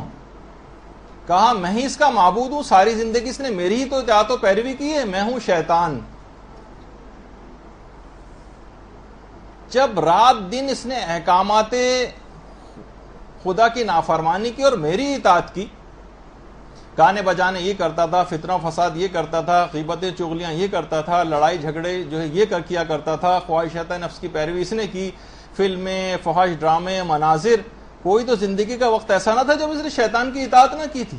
تو انجام بھی اس کا یہی ہونا تھا، ساری زندگی عبادت یہ میری کرتا رہا تھا۔ اب یہ لا الہ الا اللہ کہہ بھی رہا ہے تو یہ میرے لیے ہی کہہ رہا ہے، یہ اس اللہ کے لیے نہیں کہہ رہا ہے۔ تو دیکھیے یہ وقت اگر نکل گیا اور ہم نے اس استعاذہ کو کام میں نہیں لائے، اس نماز کو استعمال اس سلسلے میں نہیں کیا، اپنے آپ کو گناہوں سے نہیں بچایا، یہ نماز اس قابل نہیں بن سکی کہ ہم کو ان تمام گناہوں سے بچا سکے، تو وقت کبھی خدا نہ خواستہ اس طرح کا آ گیا جو ابھی آپ نے واقعہ سنا کہ پوری زندگی تو شیطان کی اطاعت میں لگائی تھی، آخری وقت میں صرف ایک جملہ پڑھ کے کیسے جنت حاصل کر لیں گے۔ تو یہ بہت اس بات کی اہمیت ہے اس موقع پر، یعنی اگر حالت نظام میں احتضار میں آنکھوں سے پردہ اٹھ بھی گیا تو اس وقت کا کیا حاصل ہوگا، توبہ کی بھی بعض اوقات گنجائش نہیں ہوتی۔ تو دل و جان سے گناہوں کے خلاف ڈٹ جانا، یہ حقیقت استعاذہ ہے۔ اسے آپ پڑھیے اور اچھی طریقے سے تمام چیزوں کا مفہوم دماغ میں رکھتے ہوئے اعوذ باللہ من الشیطان الرجیم پڑھنے کے بعد پھر اس کے بعد الحمد کی بسم اللہ الرحمن الرحیم اس کی طرف آ جائیے۔ سورہ الحمد سے اب آپ کی نماز کا آغاز ہوگا۔ اعوذ باللہ من الشیطان الرجیم کہہ دیا، دماغ میں حقیقت استعاذہ کو رکھتے ہوئے کہ اب میں اس نماز کے بعد اب گناہوں سے اپنے آپ کو بچاؤں گی۔ اس کے بعد الحمد سے ہماری اب ابتدا ہو رہی۔ لیکن نماز کی ابتدا سورہ الحمد ہی سے کیوں ہے؟ وجہ کیا ہے؟ کوئی اور سورہ بھی تو ہو سکتا تھا۔ باقاعدہ فضل ابن شازان نے ہمارے 8ویں امام علی رضا علیہ السلام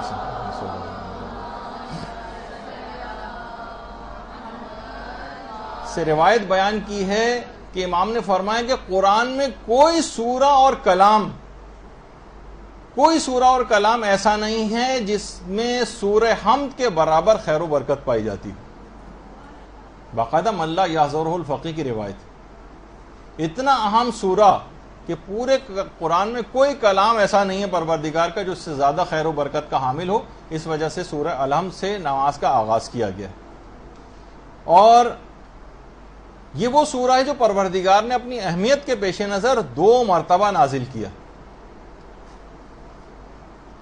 ہمارے چھٹے امام سے جب اس آیت کی تفسیر پوچھی گئی، اللہم صلی علی محمد وعلی محمد، کہ وَلَقَدْ آتَيْنَاكَ سَبْعًا مِّنَ الْمَثَانِي وَالْقُرْآنِ الْعَظِيمِ، یعنی قرآن کے ساتھ وہ سورہ پروردگار نے نازل کیا جو 7 آیتوں والا ہے، 7 آیتوں والا سورہ، اور جسے 2 مرتبہ یا تو نازل کیا گیا، یا یہ بھی وجہ بہت سی جگہوں پہ بیان ہوئی ہے کہ اس کو نماز میں 2 رکعتوں، جو پہلی 2 رکعتیں اس میں 2 دفعہ پڑھا جاتا ہے، اس وجہ سے بھی اس کو من المثانی یعنی 2 دفعہ پڑھے جانے والا سورہ قرار دیا، مستدرک الوسائل کی جو روایت ہے۔ اور یہ بھی سورہ 2 دفعہ نازل ہوا، اور ایک سورہ اور 2 دفعہ نازل ہوا ہے جسے سورہ کوثر کہا جاتا ہے۔ ایک دفعہ مکے میں نازل ہوا تھا سورہ کوثر، اور ایک دفعہ مدینے میں۔ اچھا، ابھی معراج کی تاریخ گزری کہ پیغمبر اسلام جب معراج پر تشریف لے گئے تھے تو وہاں پر پیغمبر کو نماز کا حکم ہوا، پیغمبر نماز کے لیے کھڑے ہو گئے، تو پروردگار کی طرف سے وحی آئی کہ اے میرے بندے میرا نام تو لو، تو پیغمبر اسلام نے اس وقت کہا اللہ اکبر، پھر اس کے بعد پیغمبر نے کہا بسم اللہ الرحمن الرحیم، اور اس وجہ سے روایتوں میں بیان ہوا کہ بسم اللہ کو ہر سورے کے شروع میں رکھا گیا، اور پھر اس کے بعد پروردگار کی طرف سے پھر وہی نازل ہوئی، میرے بندے میری حمد تو کرو۔ اس کے بعد پیغمبر اسلام نے سورہ الحمد کی تلاوت شروع کی۔ باقاعدہ جو اصول کافی کی روایت ہے، اس طریقے سے نمازوں کے اندر یہ طریقہ کار قرار پایا کہ نمازوں میں پہلی اور دوسری رکعت میں الحمد کا جو ہے سورہ وہ پڑھا جاتا ہے، اور یہ بھی کہ اس سورے کو پڑھنے سے 2/3 قرآن پڑھنے کا ثواب آپ کو ملتا ہے۔ سوچئے آپ کتنی ساری ہر رکعت کے اندر، ہر نماز کے اندر کم سے کم 2 دفعہ تو آپ پڑھتی ہیں، اور ہر دفعہ ایک سورہ الحمد پڑھنے سے 2/3 2/3 آف قرآن، یعنی ایک 1/3 اور ملا دیا جائے تو قرآن پورا ہو جائے، اور وہ تو سورہ قل اللہ پڑھنے سے بھی پورا ہو جاتا ہے اس کے بعد، یعنی ہر دفعہ نماز میں ایک ایک قرآن کم سے کم آپ کو اس کا ثواب جو ہے اس سے بھی زیادہ آپ کو مل رہا ہوتا ہے۔ اور خود پیغمبر کا بھی ہے کہ جو بھی سورہ فاتحہ پڑھ لیتا ہے اس کا اجر 2/3 قرآن کے برابر۔ اور اتنا ایک اور بھی فائدہ ہے اس کا، بہت زیادہ اتنا فائدہ ہے اس کا کہ جیسے آپ نے تمام دنیا کے تمام مومنوں مومنات کے لیے صدقہ دے دیا، ایک آدمی کی درود بھیجیے محمد علیہ محمد صلی اللہ علیہ وسلم۔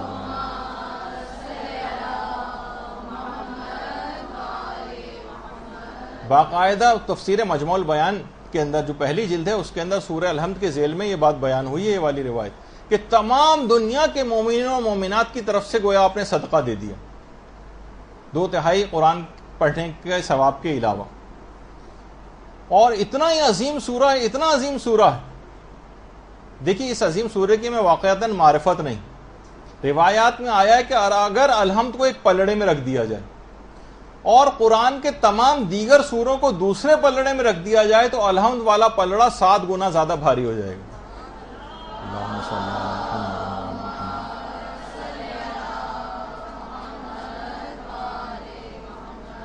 7 گنا زیادہ بھاری قرآن کے دیگر تمام سوروں کے مقابلے میں الحمد کا سورہ۔ اب کتنی سرسری بیزاری اور اس سے ہم پڑھتے ہوئے جاتے ہیں اس سورے کو۔ اور یہ جب سورہ نازل ہوا تو واقعتاً شیطان نے اس وقت نالہ و فریاد کیا تھا، اور پیغمبر اسلام نے ایک اور خاص موقع دیا کہ عام زندگی میں بھی وہ ہے نا، نماز سے مدد لو، نماز کے اندر سورہ الحمد پڑھی جاتی ہے لیکن عام زندگی میں اس سے مدد لی جا سکتی۔ خاص طور پر پیغمبر نے جو درد جس وقت جسم میں کسی جگہ واقع ہو رہا ہو، سر میں یا جسم کسی اور جگہ، اس وقت سورہ الحمد پڑھنے کی بہت تاکید۔ قرآن کے ذریعے بھی باقاعدہ بہت سارے علماء نے پوری کتابیں لکھی ہیں قرآن سے علاج کے سلسلے میں، تو اس کے اندر سے ایک بات یہ بھی ہے۔ اچھا، اسی طرح سے یعنی تو درد کی جگہوں پر، اس کے علاوہ علماء نے ایک بات اور کہی، سورہ کے اندر ایک خصوصیت یہ بھی ہے کہ پروردگار عالم نے آپ کو ایک اعزاز بخشا ہے کہ براہ راست اس سورے کی تلاوت میں آپ کی پروردگار عالم سے براہ راست بات چیت ہوتی ہے، نہ درمیان میں نہ کوئی واسطہ فرشتہ ہے نہ کوئی ملک، کوئی بھی درمیان میں ہے ہی نہیں، آپ ہیں اور پروردگار عالم۔ کتنا بڑا اعزاز ہے کہ سورہ الحمد جس وقت ہم پڑھتے ہیں براہ راست پروردگار عالم سے ہماری بات چیت ہو رہی ہوتی۔ پیغمبر اسلام کی اپنی حیات ظاہریہ میں بھی اس سورے کو فاتحۃ الکتاب کے نام سے یاد کیا جاتا تھا، قرآن کا آغاز کرنے والی سورہ۔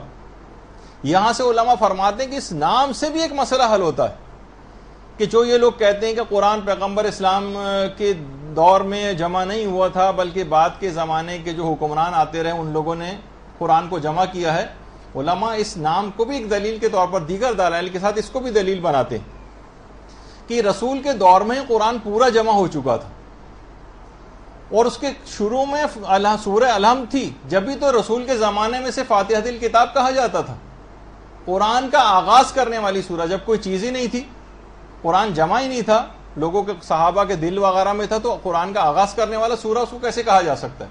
قرآن تو کوئی فزیکل صورت میں مکمل طور پر موجود ہی نہیں تھا ان لوگوں کے نظریے کے مطابق۔ تو علماء کہتے ہیں اس کے معنی بھی ہیں کہ قرآن پیغمبر اسلام کی اپنی زندگی میں جمع ہو چکا تھا۔ جہاں تک وہ روایات ہیں کہ جن میں امیر المومنین کے قرآن کو جمع کرنے کا تذکرہ، اللہم صلی علی محمد و علی محمد، وہ اصلاً قرآن کی تمام آیات کو ان کے شان نزول و تفاسیر کے ساتھ جمع کرنے کے متعلق، نہ کہ خود قرآن کے متعلق۔ اور ایک اور حدیث بھی ہے جس کو لوگ اس طور پر کبھی نہیں لیتے، اس سے بھی ایک بہت بڑا مسئلہ حل ہوتا ہے، حالانکہ وہ حدیث کتنی مشہور ہے، انی تارکن فیکم الثقلین کتاب اللہ و اطرتی اہل بیتی، میں تمہارے درمیان دو گراں قدر چیزیں چھوڑ کر جا رہا ہوں، کتاب خدا اور میری اطرت و اہل بیت۔ اس کا مطلب یہ علماء فرماتے ہیں کہ کتاب خدا کمپائلڈ فارم میں پیغمبر اسلام کے زمانے میں موجود تھی، اگر یہ منتشر ہوتی، فقط صحابہ کے سینوں میں ہوتی، یا متفرق طور پر کسی جگہ درخت کی چھال پہ کہیں کوئی چیز لکھی ہوئی ہے، کسی جگہ کوئی چیز لکھی ہوئی ہے، متفرق ہوتی تو اس پر کتاب کا اطلاق نہیں ہو سکتا تھا۔ اس کا مطلب ہے کہ کتاب خدا اس زمانے میں اسی طریقے سے موجود تھی کہ جس طرح آج کل ہمارے درمیان ہمارے ہاتھوں میں قرآن ہوتا ہے، اس کی شیپ ان چیز کی الگ ہو سکتی ہے کہ درخت کی چھال پر ہو، یا کسی اور زمانے میں ظاہر چھاپا خانی اس طرح کے قرآن نہیں ہوتے تھے، لیکن جب پیغمبر فرما گئے ہیں کہ میں دو برابر کی چیزیں چھوڑ کر جا رہا ہوں جس میں ایک کتاب خدا ہے، تو اس کا مطلب کتاب خدا اس زمانے میں موجود تھی، اور یہ جو کہا جاتا ہے کہ بعد کے حکمرانوں نے اس کو جمع کیا، یہ بات صحیح نہیں۔ یہ 7 آیات پر مشتمل مکی سورہ ہے، اور سورہ الحمد کا معرفت دلانے کے لیے کہ اس کے 20 نام ہیں، اس کو سورہ حمد بھی کہتے ہیں، اس کا نام سورہ شکر بھی ہے، اس کا نام سورہ فاتحہ بھی ہے، اس کو سبع مثانی بھی کہا جاتا ہے، ام الکتاب بھی کہا جاتا ہے، ام القرآن بھی کہا جاتا ہے، کنز بھی کہا جاتا ہے، یعنی بہت بڑا خزانہ۔ اور خاص طور پر ایک چیز اور بھی ہے کہ اس کا جو فائدہ ہے، عام طور پر گھروں میں کبھی ایسی صورتحال یا ایمرجنسیز پیش آ جائیں، اور وہ کہ اگر کوئی شخص بے ہوش ہو جائے تو اس وقت بھی سورہ الحمد کے ذریعے آپ اسے ہوش میں لا سکتے ہیں۔ ایک صحابی ابو سلیمان کہتے تھے کہ پیغمبر اسلام کے ساتھ ہم لوگ جنگ میں مصروف تھے کہ ہمارا ایک ساتھی بے ہوش ہو کر گر پڑا، ساتھی بے ہوش ہو گیا، صحابہ میں سے کسی نے اس کے کان میں سورہ الحمد پڑھی، اسی وقت اس صحابی کو ہوش آ گیا۔ اللہم صلی علی محمد و علی محمد۔ وہ فرماتے ہیں کہ ہم سب لوگ دوڑے دوڑے پیغمبر اسلام کے پاس آئے، ان کو یہ واقعہ سنایا، پیغمبر اسلام نے فرمایا سورہ الحمد ام القرآن ہے جس میں ہر مرض کی شفا ہے، کوئی حیرانگی کی بات نہیں کہ شخص ہوش میں آ گیا، قرآن میں تو ہر سورہ الحمد کے اندر ہر مرض کی شفا موجود ہے۔ تو اگر کبھی ایسا موقع بھی پیش آ جائے، کوئی گھر میں کوئی بے ہوش ہو جائے، چکر آ جائیں، گر جائے، یا کوئی اور اس طرح سے انکانشیس ہو جائے، تو اس وقت بھی سورہ الحمد پڑھنے کی بہت تاکید ہے۔ اس لحاظ سے علماء کرتے ہیں کہ اس واقعے کے اندر بھی یہ بات ملی ہے، اور پیغمبر سے اس کی تصدیق بھی صحابہ نے کروائی تھی۔ اچھا، جب آپ پڑھتی ہیں سورہ الحمد، اب جب آپ سورہ الحمد پڑھنا شروع کریں گی، اس وقت ہوتا کیا ہے؟ باقاعدہ عیون اخبار الرضا، اس میں پیغمبر اسلام سے مروی ایک روایت، اللہم صلی علی محمد۔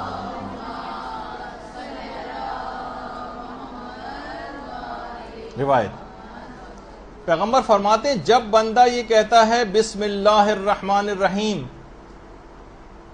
تو پروردگار عالم فرشتوں سے کہتا ہے کہ اس نے میرے نام سے ابتدا کیے، فرشتوں مجھ پر لازم ہے کہ اس کے تمام کاموں کو اب میں انجام تک پہنچاؤں گا، اور ہر حال میں اس کو برکت عطا کروں گا۔ اس کے بعد جب یہ اگلا جملہ کہتا ہے الحمدللہ رب العالمین، تو خدا فرشتوں سے کہتا ہے کہ جب اس نے یہ بات سمجھ لی ہے کہ جو نعمتیں ہیں وہ سب کی سب میری طرف سے عطا کردہ ہیں، تو اب میں اس شخص کے تمام مصائب کو اس سے دور کروں گا، اور اے فرشتوں گواہ رہنا اب میں دنیا میں بھی اسے نعمتیں دوں گا اور آخرت کے گھر میں بھی اس کو نعمتیں عطا کروں گا۔ اللہم صلی علی محمد و علی محمد۔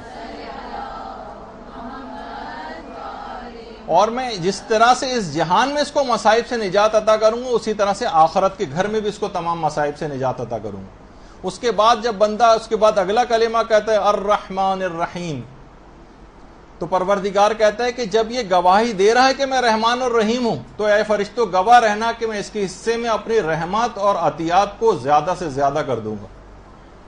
اور جس وقت یہ کہتا ہے مالک یوم الدین، ایک پروردگار فرشتوں سے کہتا ہے فرشتوں گواہ رہنا کہ اس نے روز قیامت میری مالکیت کا اعتراف کر لیا ہے، اب میں اس کے حساب و کتاب والے دن اس کے حساب و کتاب میں آسانی پیدا کروں گا، اور اس کی تمام نیکیوں کو قبول کر لوں گا، اور اس کے تمام گناہوں کو معاف کر دوں گا۔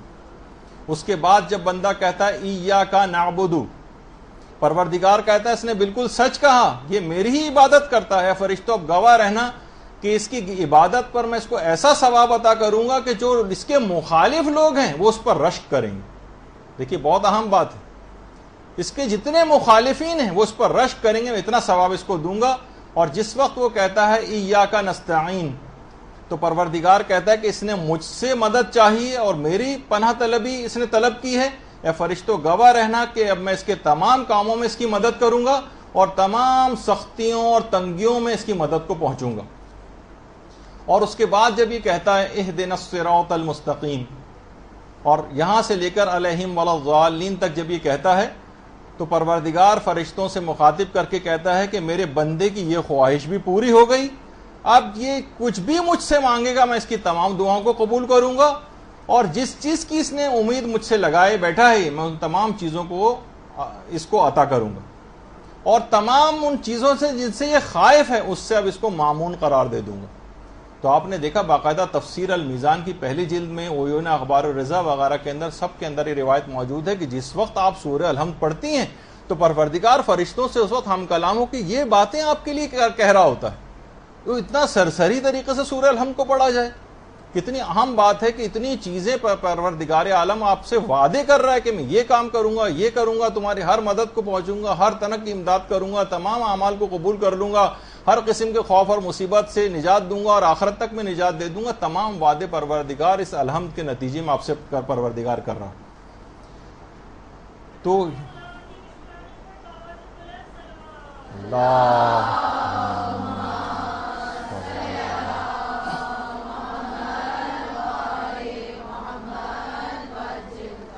دیکھیے بسم اللہ سے الحمد کی ابتدا ہوئی, کیوں بسم اللہ کو الحمد کے شروع میں کیوں رکھا گیا؟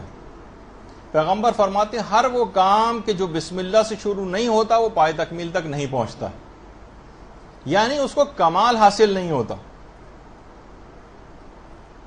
امیر المومنین بھی یہ جملہ ارشاد فرماتے تھے کہ سب سے پہلی آیت جو حضرت آدم کے اوپر نازل ہوئی وہ یہی بسم اللہ الرحمن الرحیم, تاکہ ان کی اولاد جب بھی اس آیت کی تلاوت کرے اسے عذاب الہی سے امان مل جائے. یہ حضرت آدم کو سب سے پہلی عطا کی جانے والی آیت تھی بسم اللہ الرحمن الرحیم. بسم اللہ کے متعلق یہ بات کہی جاتی کہ بسم اللہ الرحمن الرحیم اصل میں دوستان خدا کے دلوں کا نور ہے, یہ عارفوں کی جان ہے, اور یہ موحدوں کے سینوں کا چراغ ہے, غمزدہ لوگوں کے غموں کا مرہم ہے, اور بیمار دلوں کے لیے ایک طبیب کی حیثیت رکھتی ہے بسم اللہ الرحمن الرحیم. باقاعدہ جابر بن عبداللہ انصاری فرماتے ہیں کہ جس وقت یہ بسم اللہ الرحمن الرحیم نازل ہوئی اس وقت عجیب و غریب کیفیت ہو گئی تھی پیغمبر کے اوپر. جب یہ آیت نازل ہوئی تھی جابر فرماتے ہیں کہ بادل مشرق سے چل نکلے, ہوائیں تھم گئیں اور دریاؤں میں طغیانی پیدا ہونے لگی, اور اسی وقت شیطان راندہ درگاہ الہی بھی ہوا, اور خدا نے اپنی عزت و جلال کی قسم کھا کر یہ بات کہی کہ جو بھی اسے پڑھے گا اسے اس پر وہ اپنی برکتیں ضرور نازل کرے گا. اور اس میں دیکھیے بسم اللہ الرحمن الرحیم میں اللہ کے 3 نام ہیں, اللہ, رحمان اور رحیم. روایات میں جملہ ملتا ہے کہ پروردگار نے اپنے 3000 ناموں کی ساری برکتیں ان 3 ناموں کے اندر سمو دی. اور اگر کوئی شخص بسم اللہ الرحمن الرحیم پڑھتا ہے تو گویا اس نے خدا کے 3000 ناموں کی تلاوت کر لی. 3000, یعنی آپ دیکھیں نماز کہاں سے کہاں آپ کی جا رہی, آپ کتنی مرتبہ بسم اللہ پڑھتی ہیں اس کے اندر, اور ہر دفعہ بسم اللہ الرحمن الرحیم پڑھنے میں 3000 پروردگار کے ناموں سے جو فضیلتیں, برکتیں اور ثواب حاصل ہوتا ہے وہ آپ ہر دفعہ حاصل کر لیتی ہیں, اور اس کا وہی تمام ثواب اور اجر ہے 3000 ناموں کا, وہ آپ کے نامہ اعمال میں لکھا جاتا ہے. امام موسیٰ کاظم علیہ الصلوۃ والسلام فرماتے ہیں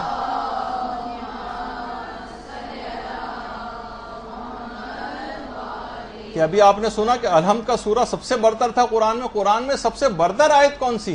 اس کے متعلق 7ویں امام نے کہا کہ کتاب خدا میں یہ بزرگ ترین آیت, اور اس کا 114 مرتبہ قرآن میں تذکرہ ہوا. ایک عالم عارف نے بڑی اچھی بات کہی کہ مشکل کام کے لیے ایک دفعہ میں نے بہت سارے اعمال کیے, بہت اذکار کی, بہت سارے کام انجام دے چکا, لیکن وہ میرا کام نہیں ہوا.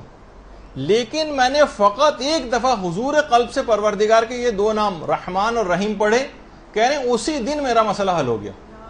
اللہم صلی علی محمد و علی محمد۔ اسی دن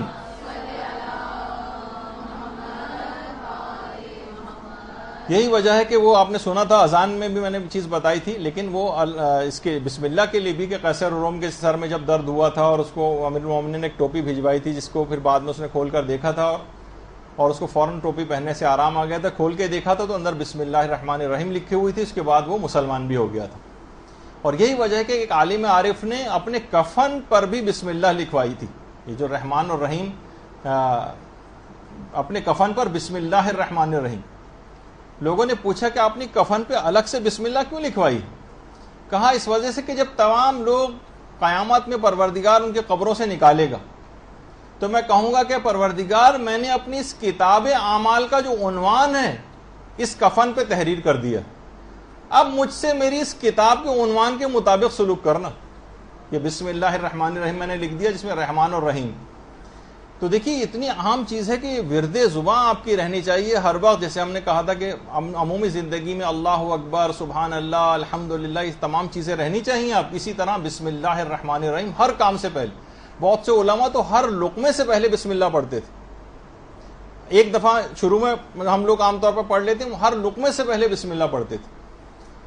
اور باقاعدہ روایات میں ملتا ہے کہ جن لوگوں کو عادت ہو جائے گی نا بسم اللہ کی، اتنا زیادہ ان کو ایک فضیلت حاصل ہو جائے گی، ثواب، اور ایک یقینی ہلاک ہونے والی کیفیت سے اس وقت بچ جائیں گے۔ سب سے اہم ترین مرحلہ علماء اور عرفا کے دل ٹکڑے ٹکڑے ہو جاتے ہیں اس کو سن کر، اور وہ ہے جس وقت نامہ اعمال کو ہاتھ میں دیا جا رہا ہوگا،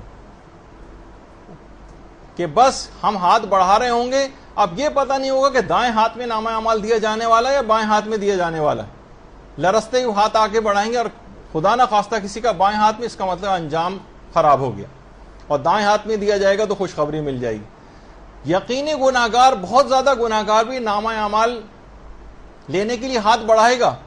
روایات میں جملہ یہ آتا ہے کہ جس وقت وہ اگر اس کی دنیا میں اس بات کا عادی رہا بسم اللہ الرحمن الرحیم پڑھنے کا، تو جیسے ہی وہ بسم اللہ کہتے ہوئے ہاتھ آگے بڑھائے گا نامہ اعمال لینے کے لیے، نامہ اعمال کے اندر جتنی برائیاں ہوں گی پروردگار سب کو نیکیوں میں تبدیل کر دے گا۔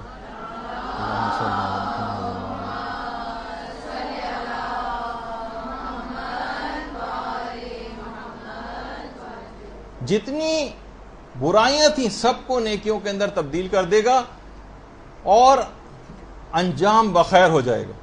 یہ بسم اللہ پڑھنے کی عادت، لیکن یہ علماء فرماتے ہیں وہی کر سکے گا جو اس دنیا میں پابندی کے ساتھ، کثرت کے ساتھ، جس کی زبان اس جملے کی عادی رہی بسم اللہ پڑھنے کی، اسی کی زبان پر یہ جملہ وہاں پر آئے گا۔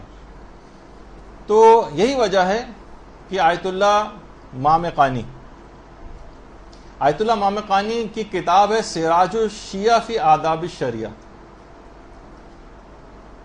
وہ فرماتے ہیں کہ جب بھی کبھی کوئی شخص بسم اللہ لکھے تو اس کو چاہیے کہ ہمیشہ بہترین لکھائی میں اس کو لکھے، اچھی ہینڈ رائٹنگ میں۔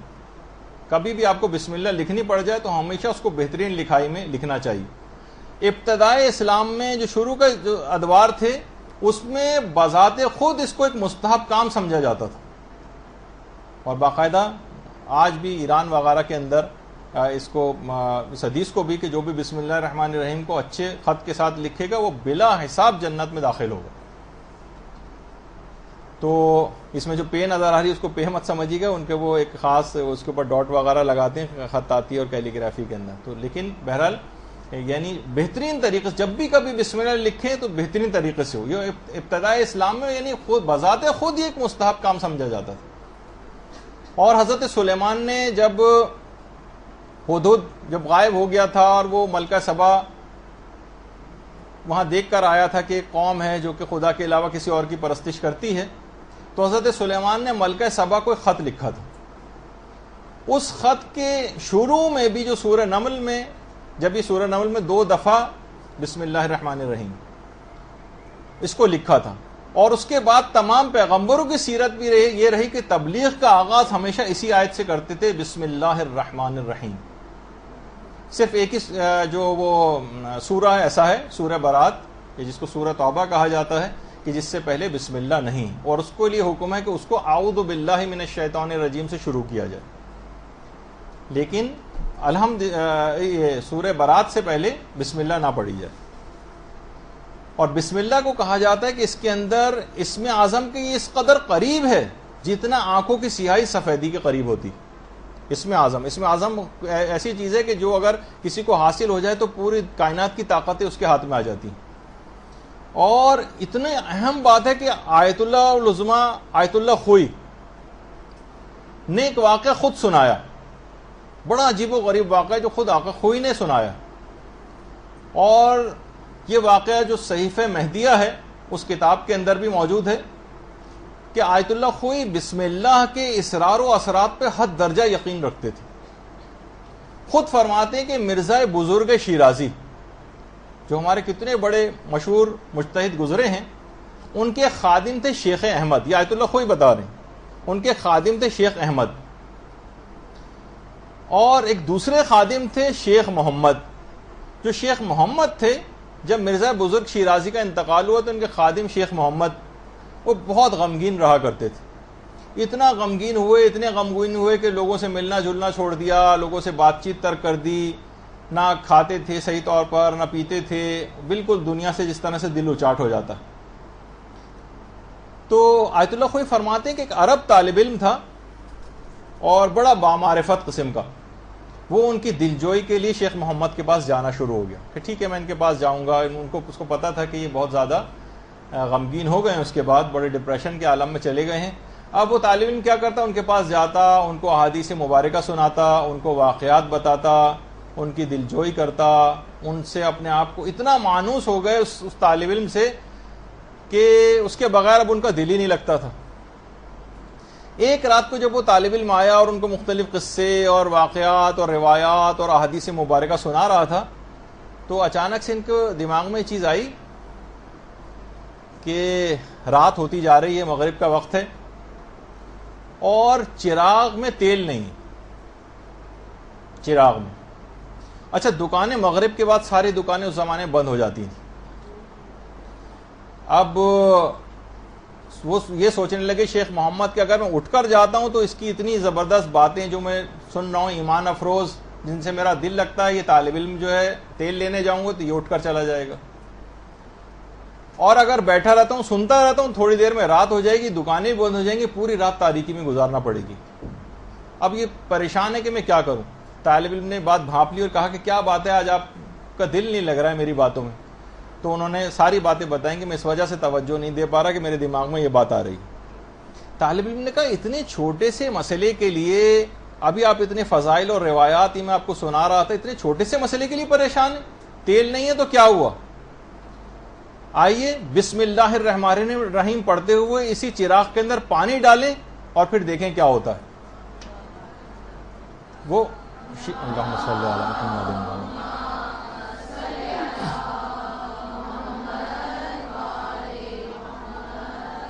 شیخ محمد نے پانی لیا اور پورے اعتقاد کے ساتھ بسم اللہ الرحمن الرحیم پڑھتے ہوئے ڈالا، چراغ اسی وقت روشن ہو گیا۔ اللہم صلی علی محمد۔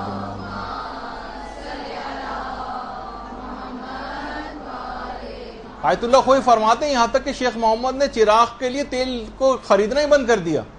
اب ہر رات جب بھی وہ آتا، شیخ محمد اسی طریقے سے چراغ کے اندر پانی ڈالتے اور بسم اللہ پڑھتے ہوئے اور وہ چراغ روشن ہو جاتا۔ آیت اللہ خوئی فرماتے ہیں کہ یہ اس وقت تک ایسا ہوتا رہا جب تک یہ قصہ لوگوں میں مشہور نہیں ہو گیا۔ جیسے ہی قصہ لوگوں میں مشہور ہوا ویسے ہی اس چراغ نے کام کرنا بند کر دی۔ تو بہرحال یہ آپ نے دیکھا کہ بسم اللہ الرحمن الرحیم سے آپ کیسے کیسے کام لے سکتی ہیں اگر اعتقاد کے ساتھ ہو۔ کتنی ایسی چیزیں ہیں۔ یہی وجہ ہے کہ شیخ انصاری، شیخ مرتضی انصاری کے زمانے میں ایک طالب علم تھا انتہائی کوڑ مغز، کوئی بھی چیز نہ سبق یاد ہوتا تھا نہ کچھ ہوتا تھا۔ قبر حضرت امیر المومنین علیہ الصلوۃ والسلام پہ گیا،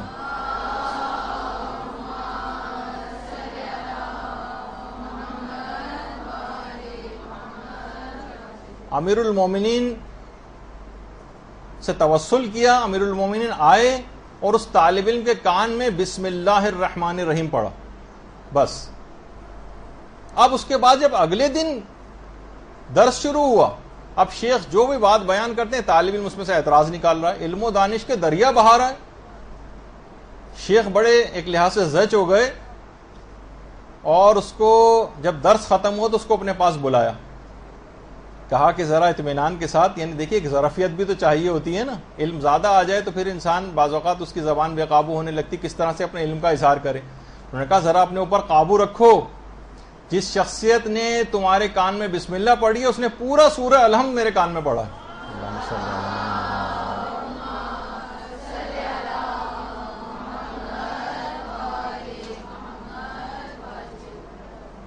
تو آپ دیکھا آپ نے، اور یہ بھی علماء فرماتے، خود امام خمینی کا ہی جملہ ہے کہ ہر سورے سے پہلے جو بسم اللہ پڑھی جاتی ہے اس کے ایک معنی نہیں ہیں، اس سورے کے مطابق اس کے معنی، مفاہیم اور برکتیں اور فضیلتیں، یعنی ایک مخصوص بس نہیں ہے۔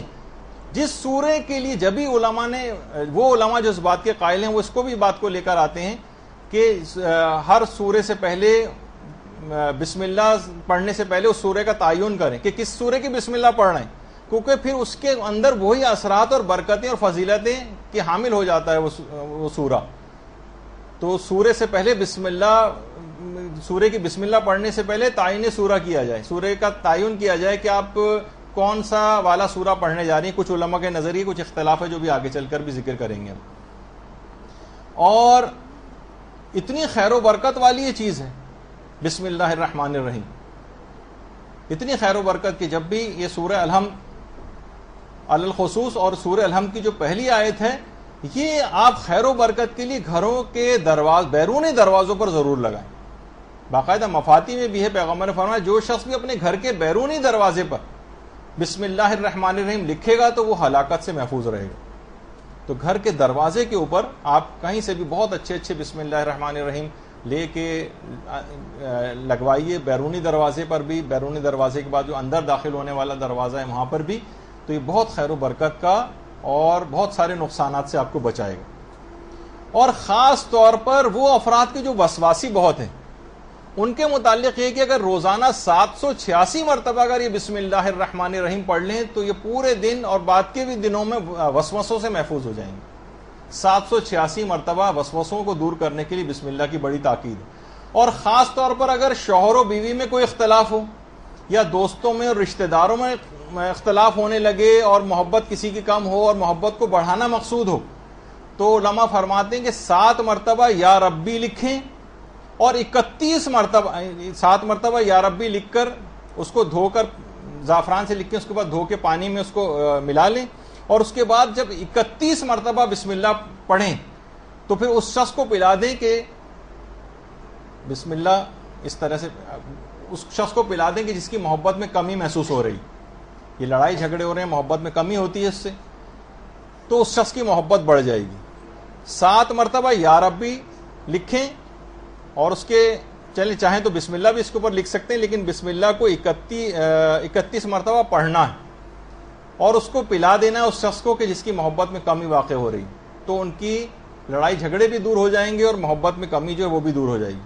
بس اس کا خیال رکھیں کہ ساسیں جو ہیں وہ بہوؤں سے بھی پہلے بیٹوں پر ہی عمل نہ شروع کر دیں، کیونکہ دیکھیے بہرحال یہ ضرور ہے کہ گھروں کے اندر جو لڑائی جھگڑے، فتنہ و فساد، یہ سب چیزیں ہو رہی ہیں، ان کو رکوانے کی بڑی ضرورت ہے۔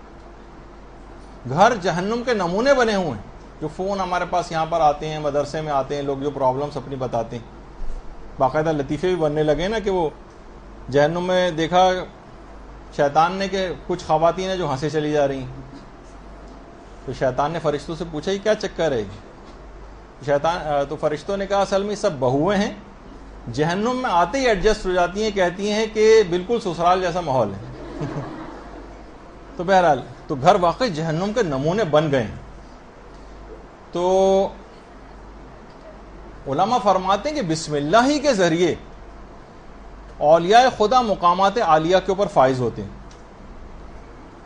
اور جس طریقے سے دیکھیں بسم اللہ کو کہا جاتا ہے کہ جس طریقے سے پروردگار عالم کن کہہ کر اپنے کاموں کو اختتام تک پہنچاتا ہے، ویسے یہ کہنے کا مفہوم کیا ہے یہ ایک الگ بات ہے کہ وہ کہتا ہے یا کہ وہ کہتا ہے اور وہ چیز ہو جاتی ہے. تو پروردگار نے ایک چیز آپ کے لیے بھی دی ہے, وہ یہ ہے کہ آپ بسم اللہ الرحمن الرحیم کہہ کر پروردگار کی جو صفت کن ہے اس کے ذریعے بھی اپنے کاموں کو اختتام تک پہنچائیں. وہ کن کہتا ہے, آپ بسم اللہ الرحمن الرحیم کہہ کے اس کا نام لے کر اپنے کاموں کو پائے تکمیل تک پہنچائیں. تو یہ تمام چیز بہت اہم ہے. لیکن آیت اللہ جواد عاملی نے سلسلے میں بڑی اہم بات کہی ہے. ابھی جتنی بھی چیزیں ہیں نا, دیکھیے جو آپ کے سامنے پیش کر رہا ہوں, جب میں عملیات پیش کرتا ہوں تو میرے دماغ میں یہ چیز ہمیشہ آتی کہ لوگ اس کو چراغ کے جن کی طرح کی چیزیں سمجھتے ہیں. دیکھیے آج اس بات کو میں تھوڑا سا اور کلیئر کر دوں. آیت اللہ جواد عاملی فرماتے ہیں کہ اسم اعظم جو ہے یا یہ بسم اللہ الرحمن الرحیم جو ہے, یہ نہ تو حروف ہیں اور نہ یہ کوئی وجود ذہنی ہے. دیکھیے بڑی اہم بات, اسم اعظم یا بسم اللہ کو کسی جادو ٹونے کی طرح سے نہیں سمجھنا چاہیے کہ ہم اس سے مردے زندہ کرنے لگیں, کسی انگوٹھی پر ہم نے نقش بنوا لیا. تو تمام فاسق و فاجر افراد بھی جو کیا کرتے ہیں کہ بس انگوٹھی پہ نقش بنوا لیا اور اس کے بعد احکامات خداوندی کو جتنا چاہیں وہ پائمال کرتے رہیں اور بس وہ خدا کی رحمت اور برکتیں سمیٹتے رہیں گے اس نقش کے ذریعے. جس طرح ہوتا نہیں کہ سیاستدان جب حکومتوں میں ہوتے ہیں تو کتنے مظالم کرتے ہیں, آپ کو پتہ ہی ہے کہ کتنے مظالم کرتے ہیں وہ. لیکن اس کے بعد کیا ہے, جب الیکشن قریب آتے ہیں تو بزرگوں کے پاس جاتے ہیں, مزاروں پر اپنی مرادیں مانگنے کے لیے جاتے ہیں. اداکارائیں ہیں وہ اپنی فلموں کی کامیابی کے لیے مثلا درگاہ پر چادریں چڑھانے کے لیے جاتی ہیں. حرام کی کمائی سے لوگ نظریں, نیازیں اور مجلسیں تک جو ہے کرواتے ہیں. آیت اللہ جواد عاملی فرماتے ہیں کہ جو اسم اعظم ہے یہ یا بسم اللہ, یہ کسی انگوٹھی پر نقش یا کوئی حروف کا مجموعہ یا کوئی مفہوم ذہنی نہیں ہے, بلکہ اسم اعظم اور بسم اللہ کی اثر پذیری کے لیے اس کے صاحب کی خصوصیات کا بھی بڑا دخل ہے جو پڑھ رہا ہے. بڑا اچھی بات انہوں نے کہا, علماء بھی بیان کرتے ہیں کہ عصائے موسیٰ ہر ایک کے ہاتھ میں کام نہیں کرے گا, موسیٰ کا ہاتھ ضروری ہے اس کے لیے. مثلا یہ جو انہوں نے ان کے ہاتھ میں عصا تھا, پانی بھی مارا تھا اور دریا دو ٹکڑے ہو گیا تھا, کوئی اور شخص کر سکتا تھا؟ کسی شخص کی انگلی کے اشارے سے چاند دو ٹکڑے ہوگا؟ نہیں, پیغمبر اسلام کی انگلی درکار ہے اس کے لیے. قالین کا جو شعر ہے یہ کسی کے کہنے سے زندہ ہو کر کسی کو نہیں کھائے گا, امام معصوم کا اشارہ ہوگا تو یہ جو قالین کا یا دیوار پہ بنا ہوا شعر تھا وہ مجسم ہو جائے گا. ورنہ نااہل کے ہاتھ میں یہ سب چیزیں آ جاتی ہیں تو وہ کیا کرے گا, اسم اعظم شعر کی ہڈی کے اوپر پڑے گا, شعر زندہ ہو جائے گا, اسے کھا جائے گا, جو واقعات کے اندر بھی ملتا ہے. اور ہر آدمی مثلا کوئی خط کسی سربراہ مملکت کو لکھے اس کا اثر نہیں ہوگا. امام خمینی گورباچوف کو اگر خط لکھیں گے تو سوویت یونین دو ٹکڑے ہو جائے گا اور میوزیم میں رکھا جائے گا. اور آیت اللہ جواد عاملی جب امام خمینی کے خط لے کے گئے تھے پوری دنیا ہل کر جو ہے وہ رہ گئی تھی. کتنے نماز جمعہ کے خطبات جو ہیں وہ ہر جمعے کو پوری دنیا میں ہزاروں لاکھوں ہوتے ہیں, لیکن واشنگٹن میں فقط تہران کا جو خطبہ جمعہ ہے وہ سنا جاتا. تو ان تمام چیزوں کے اندر وہ صاحب, وہ افراد کے جو اس کام کو کر رہے ہیں, جو فسق و فجور کے اندر مبتلا ہیں اور جادو کے ٹونے کے طور پر یا کسی چراغ کے جن کے طور پر حاضر کر کے اپنی منتوں اور مرادوں کو, اس سے وہ انہی سیاستدانوں کی طرح سے ہو جائیں گے جو پوری زندگی فسق و فجور اور مظالم میں گزارتے ہیں. جب وقت آتا ہے تو اس وقت وہ بھی درگاہوں پہ چادریں چڑھا دیتے ہیں آ کر. تو آپ بھی, اگر ہم لوگ بھی ایسے انہی کی طرح بن جائیں گے تو کیا آپ کے خیال میں اس میں اعظم اثر کرے گا, یہ بسم اللہ اثر کرے گی, یہ نماز آپ کے لیے کارآمد ہوگی؟ نہیں ہوگی. تو یہ سب چیزیں ایسی ہیں کہ اس کے لیے, ان اسم اعظم کے لیے, ان دعاؤں کے لیے, اس بسم اللہ کی اثر پذیری کے لیے ضروری کہ صفائے باطن ہو, گناہوں سے پرہیز ہو. پھر دیکھیے جب آپ پھر اس کے بعد ان جملوں کو آپ کہیں گے تو خود بخود پھر آپ اس کے بعد دیکھیں گے کام آپ کے کیسے پورے ہوں. گناہوں سے پرہیز کے بعد پھر یہ ان کی اثر پذیری کا اصل وقت شروع ہوتا ہے. وہ پروردگار ان کے اپنے الفاظ کی برکت سے بعض اوقات آپ کے کام کر دیتا ہے, لیکن اگر آپ ایک دفعہ گناہوں سے پرہیز کر کے دیکھیں اور پھر اس صفائے باطن کے ساتھ ان اعمال اور اذکار کو بجا لیں, پھر دیکھیے کہ ان کی اثر پذیری کیا ہوتی. اتنی اہم ہے یہ بسم اللہ کہ اگر یہ ذبح کے وقت اللہ کا نام نہ لیا جائے, بسم اللہ نہ پڑھی جائے تو مردار ہو جائے گا, حرام ہو جائے گا وہ جانور. کھانے سے پہلے بسم اللہ پڑھی جاتی ہے, سونے سے پہلے بسم اللہ پڑھی جاتی ہے, باقاعدہ کسی کو خط لکھنے سے پہلے بسم اللہ پڑھی جاتی ہے, بستر سے جب آپ اٹھ رہی ہوں اس وقت بسم اللہ پڑھی جاتی ہے, اور جس وقت تلاوت قرآن کی جاتی ہے, خاص طور پر پیغمبر کی تو اپنی سیرت یہ تھی کہ پیغمبر جب بھی تلاوت قرآن کا آغاز کرتے تھے تو بلند آواز سے بسم اللہ پڑھا کرتے تھے. اور ضروری ہے کہ بسم اللہ کو صحیح تلفظ کے ساتھ پڑھا جائے. دیکھیے ایک بہت بڑا مسئلہ یہ بھی ہے ہمارے ہاں. مثلا لوگ کیسے پڑھتے ہیں بسم اللہ الرحمن الرحیم؟ بسم اللہ الرحمن الرحیم. نہ اس کے اندر بڑی ہے آ رہی ہیں دو گو جو حلوے والی ہے کہلاتی ہیں، لیکن اس کو بسم اللہ الرحمن الرحیم، بسم اللہ الرحمن الرحیم، یعنی عجیب سا لوگ اس کو پڑھتے ہیں. نہ اس میں ہا صحیح نکالتے ہیں، نہ اس کے اندر چھوٹی یہ اس کو نکالتے ہیں. اب کس طرح سے اس کو پڑھا جائے اس کو بھی آپ ذرا دیکھ لیجئے. بسم اللہ الرحمن الرحیم. بسم اللہ الرحمن الرحیم. بسم اللہ الرحمن الرحیم. بسم اللہ الرحمن الرحیم. بسم اللہ الرحمن الرحیم. بسم اللہ الرحمن الرحیم. بسم اللہ الرحمن الرحیم. بسم اللہ الرحمن الرحیم. بسم اللہ الرحمن الرحیم. بسم اللہ الرحمن الرحیم.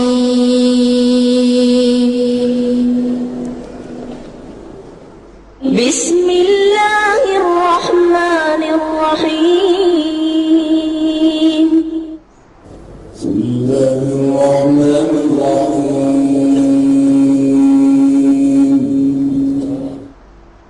بسم اللہ الرحمن الرحیم. بسم اللہ الرحمن الرحیم. بسم اللہ الرحمن الرحیم. بسم اللہ الرحمن الرحیم.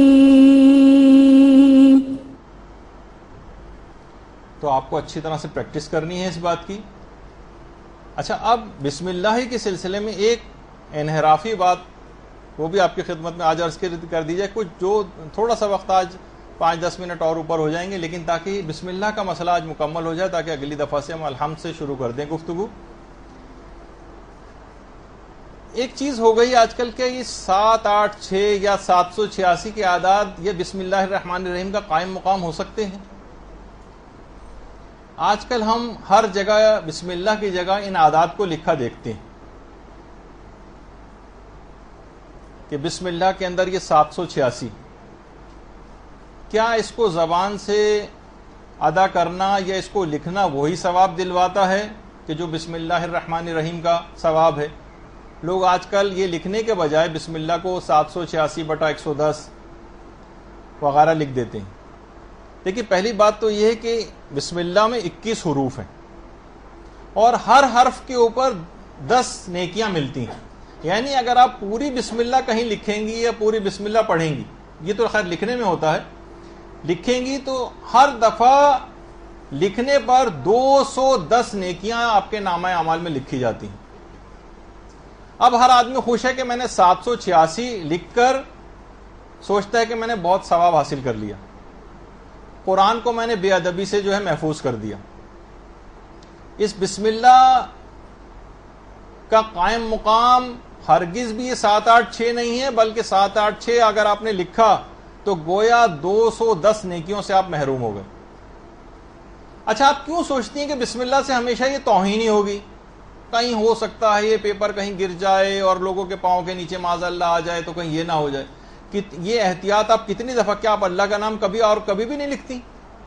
کتنی دفعہ ایسا ہوتا ہے جو آپ لکھتی ہیں اس کے اندر کتنی دفعہ بہت سے افراد کے نام آتے ہیں، نور اللہ اور انوار اللہ اور پتہ نہیں کون، اس میں بھی اللہ کا نام آ رہا ہوتا ہے.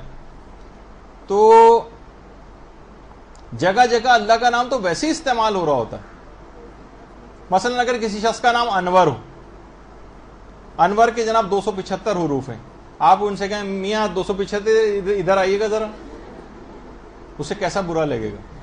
خود لفظ مولانا جو ہے اس 128 حروف ہے مثلا. آپ ان سے کہیں کہ 128 صاحب آپ سے نکاح پڑھوانا ہے، دیکھیے وہ کتنا ناراض ہوں گے. تو پھر خدا کے مقدس نام کے ساتھ یہ سلوک کیوں کیا جا رہا ہے؟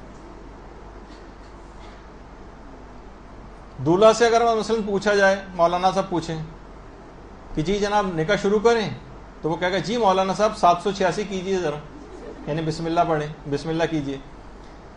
یا کوئی شخص کہے کہ میں اپنی بیوی کو 140 دیتا ہوں، طلاق نہیں، یہ نہیں ہوگی طلاق. ان حروف کو لکھنے کا سے کوئی فائدہ نہیں، ایک نیکی بھی نہیں ملے گی. لوگ سوچتے ہیں ہم بہت نیک کام کر رہے ہیں، قرآن کو بھی محفوظ کر لیا ہم نے بے ادبی سے اور ثواب بھی مل گیا. تو وہ قرآن کی وہی آیت ہے نا کہ دنیا میں بھی جو ان کی جو محنتیں ہیں وہ ساری اکارت گئیں، اور وہ یہ سمجھ رہے ہیں کہ ہم اچھا کام کر رہے ہیں. قرآن کی آیت ہے کہ وہ سوچ رہے ہوتے ہیں کہ ساری محنتیں بھی اکارت ہو رہی ہیں اور سوچ رہے ہیں کہ ہم بڑا اچھا کام کر رہے ہیں. تو لوگ اسی طرح سے شارٹ کٹ لگا کر پیغمبر اسلام کے نام کے ساتھ، ہمارے خدا کا شکر ہے کہ مکتب اہل بیت کے اندر ایسا نہیں، کبھی بھی پیغمبر اسلام کا نام آتا ہے تو پورا اللہم صلی علی محمد وآل محمد یا صلی اللہ علیہ وآلہ وسلم پڑھا جاتا ہے. اللہم صلی علی محمد وآل محمد.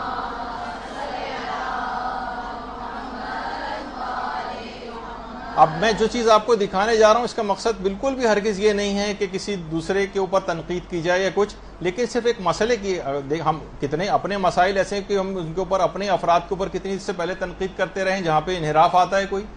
تو اگر کسی جگہ مسلمانوں میں بھی چیز پائی جا رہی ہے تو ان کو مکمل درود یا صلی اللہ علیہ وآلہ وسلم، اس کو شارٹ فارم نہیں بنانا چاہیے جیسے ہم نے بسم اللہ کو بنا دیا. آپ دیکھیے کہ یہ عام طور پہ شارٹ فارم جو بنایا جا رہا ہے وہ اس کے اندر کیسے بنایا جا رہا ہے. رسول الله صلى الله عليه وآله وسلم عن شفاعة النبي الأعظم صلى الله عليه وآله النبي صلى الله عليه وآله صلى الله عليه وسلم وسلم وسلم وسلم وسلم وسلم ويقول صلى الله عليه وسلم صلى الله عليه وسلم صلى الله عليه وسلم صلى الله عليه وسلم والنبي صلى الله عليه وسلم والنبي صلى الله عليه وسلم صلى الله عليه وسلم صلى الله عليه وسلم للنبي صلى الله عليه وسلم اتهام لعب اصحاب النبي صلى الله عليه وسلم النبي صلى الله عليه وسلم صلى الله عليه وسلم وسلم وسلم صلى الله عليه وسلم صلى الله عليه وسلم صلى الله عليه وسلم صلى الله عليه وسلم لكان الله عزل لكان الله عزل الله عزل الله عزل الله عزل قول الله عزل قول الله عزل الله عزل ان الرسول صلى الله عليه وسلم ان الرسول صلى الله عليه وسلم ان الرسول صلى الله عليه وسلم صلى الله عليه وسلم صلى الله عليه وسلم صلى الله عليه وسلم صلى الله عليه وسلم صلى الله عليه وسلم. تو ہم اس طرح سے شارٹ فارم لگا کر اور یہ سوچیں کہ ہم دیکھیے اتنی اہم ترین چیز ہے یہ کہ نماز میں بھی اگر کوئی پیغمبر اسلام کا نام سنے تو نماز روک کر مستحب ہے کہ درود پڑھے. اللہم صلی علی محمد وآل محمد.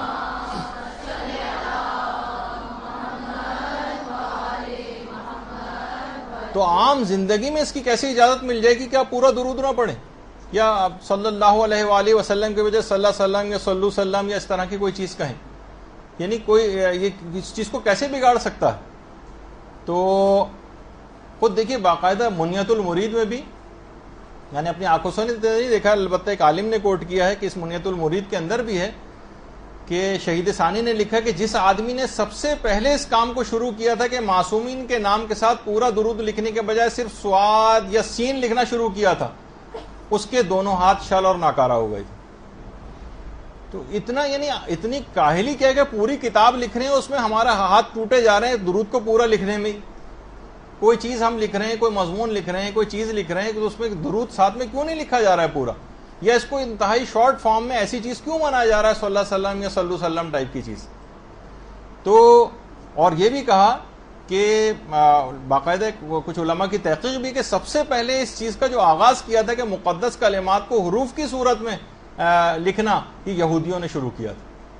اور شاید یہ بھی ہے کہ وہ تمام افراد کے جو کہ دشمنی اہل بیت کوئی دل میں رکھتے ہیں اور وہ درود ان کی زبان کے اوپر جاری نہیں ہوتا، کسی وجہ سے ہو سکتا ہے اس قسم کے الفاظ جو ہے انہوں نے ایجاد کیے ہوں تاکہ وہ درود زبانوں ہی کے اوپر نہ جاری ہو سکے. اور یہ الگ بات ہے کہ جو علم العادات وغیرہ ہے، ابھی آپ کے فوراً دماغ میں فوراً سوال علم العادات کے سلسلے میں آنے لگیں گے، تو اس پہ ہماری انشاءاللہ کبھی اور گفتگو ہوگی. البتہ یہ کوئی شرعی علوم نہیں ہے، اتنا صرف بتا دیا جائے، لیکن تفصیل کبھی اور. بس دو مسئلے اس میں اور باقی رہ گئے ہیں، بسم اللہ کے سلسلے میں اور بات ختم ہو جائے گی. کہ کیا یہ بسم اللہ الرحمن الرحیم جزو سورہ ہے؟ ہمارے علماء کی ایک بڑی تعداد اسے سورے کا جز مانتی، سوائے آقا سیستانی کے اختلاف کے، جو بھی کچھ اور علماء کا بھی اس سلسلے کے اندر ابھی بات آگے بیان ہوگی.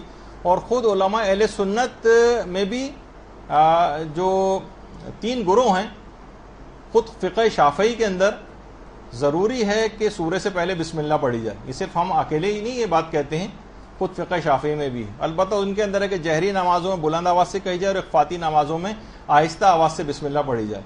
فقہ حنبلی میں دل ضروری تو ہے بسم اللہ پڑھنا سورے سے پہلے، لیکن دل ہی دل میں، زبان پہ نہ ہو، دل ہی دل میں پڑھی جائے. یہی وجہ ہے کہ جو لوگ خانہ کعبہ اور مسجد نبی وغیرہ نماز کے لیے جب جاتے ہیں اور وہ جا کے اکثر حیران ہوتے ہیں کہ تکبیرۃ الاحرام کے بعد بہت دیر بعد الحمدللہ رب العالمین کی آواز آتی ہے اور بسم اللہ نہیں ہوتی، تو وہ دل ہی دل میں فقہ حنبلی والے پڑھتے ہیں، کیونکہ وہاں فقہ حنبلی ہے سعودی عرب میں.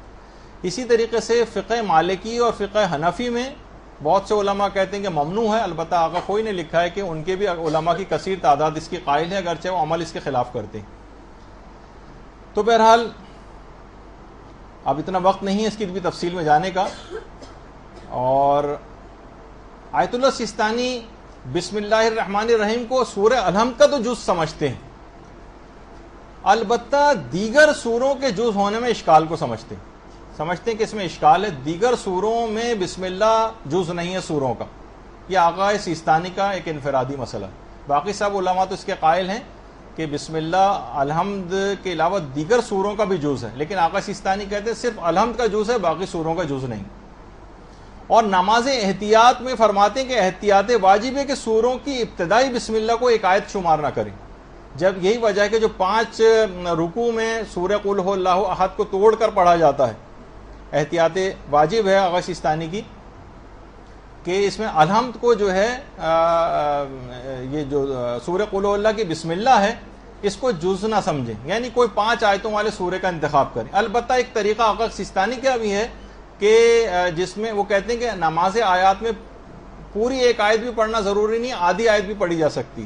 تو وہ کہہ رہے ہیں کہ اگر سورہ قل ہو اللہ احد کو 5 ٹکڑوں میں آپ توڑ کر پڑھ رہے ہیں لیکن بسم اللہ تو جزو سورہ نہیں ہے، تو پھر آپ یہ کہیں کہ لم یلد کو ایک آیت قرار دے دیں، اس کے بعد رکوع کر لیں، اور ولم یولد کو دوسری آیت قرار دے کے ایک اور، تو اس طرح سے 5 کا ایک عدد مکمل کر لیں. البتہ جو دیگر علماء ہیں وہ کہتے ہیں کہ جزو سورہ ہے، صرف آقا سیستانی کا ایک اختلاف ہے. اور ایک آخری مسئلہ کہ کیا بسم اللہ پڑھنے سے پہلے سورے کا تعین کرنا ضروری ہے؟ کہ میں اس سورے کی بسم اللہ پڑھنے جا رہا ہوں.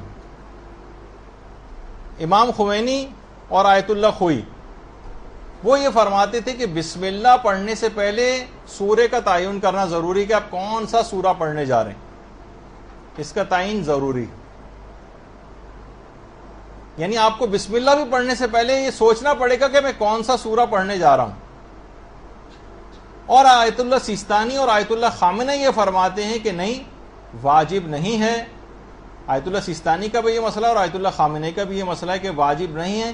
بسم اللہ پڑھنے کے بعد بھی ہم سوچ سکتے ہیں کہ کون سا سورہ پڑھا جائے، لیکن فرماتے ہیں اگر کوئی خاص سورہ پہلے سے متعین کر لیا تھا ہم نے اور پھر کوئی اور دوسرا سورہ ہماری زبان کے اوپر آ گیا تو احتیاط لازم ہے کہ بسم اللہ کو دوبارہ کہا جائے. اب اس کو اور الگ سے آپ بیٹھی سوچتے رہیے گا کہ کیا کہا ہے میں نے، کیونکہ گرمی سے میرا بھی بہت زیادہ اس وقت حالت خراب ہو چکی ہے اور آپ لوگوں کی مجھ سے زیادہ ہو رہی ہوگی یقیناً.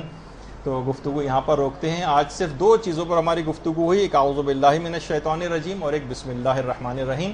اب انشاءاللہ اگلی دفعہ سے ذرا تیز رفتاری سے اس کو آگے بڑھائیں گے اور کوشش کریں گے کہ جتنی جلد ہو سکے نماز کے اہم ترین معاملات کو تھوڑا سا اور آگے بڑھایا جا سکے. وصلی اللہ علی محمد و آلہ الطیبین الطاہرین. درود.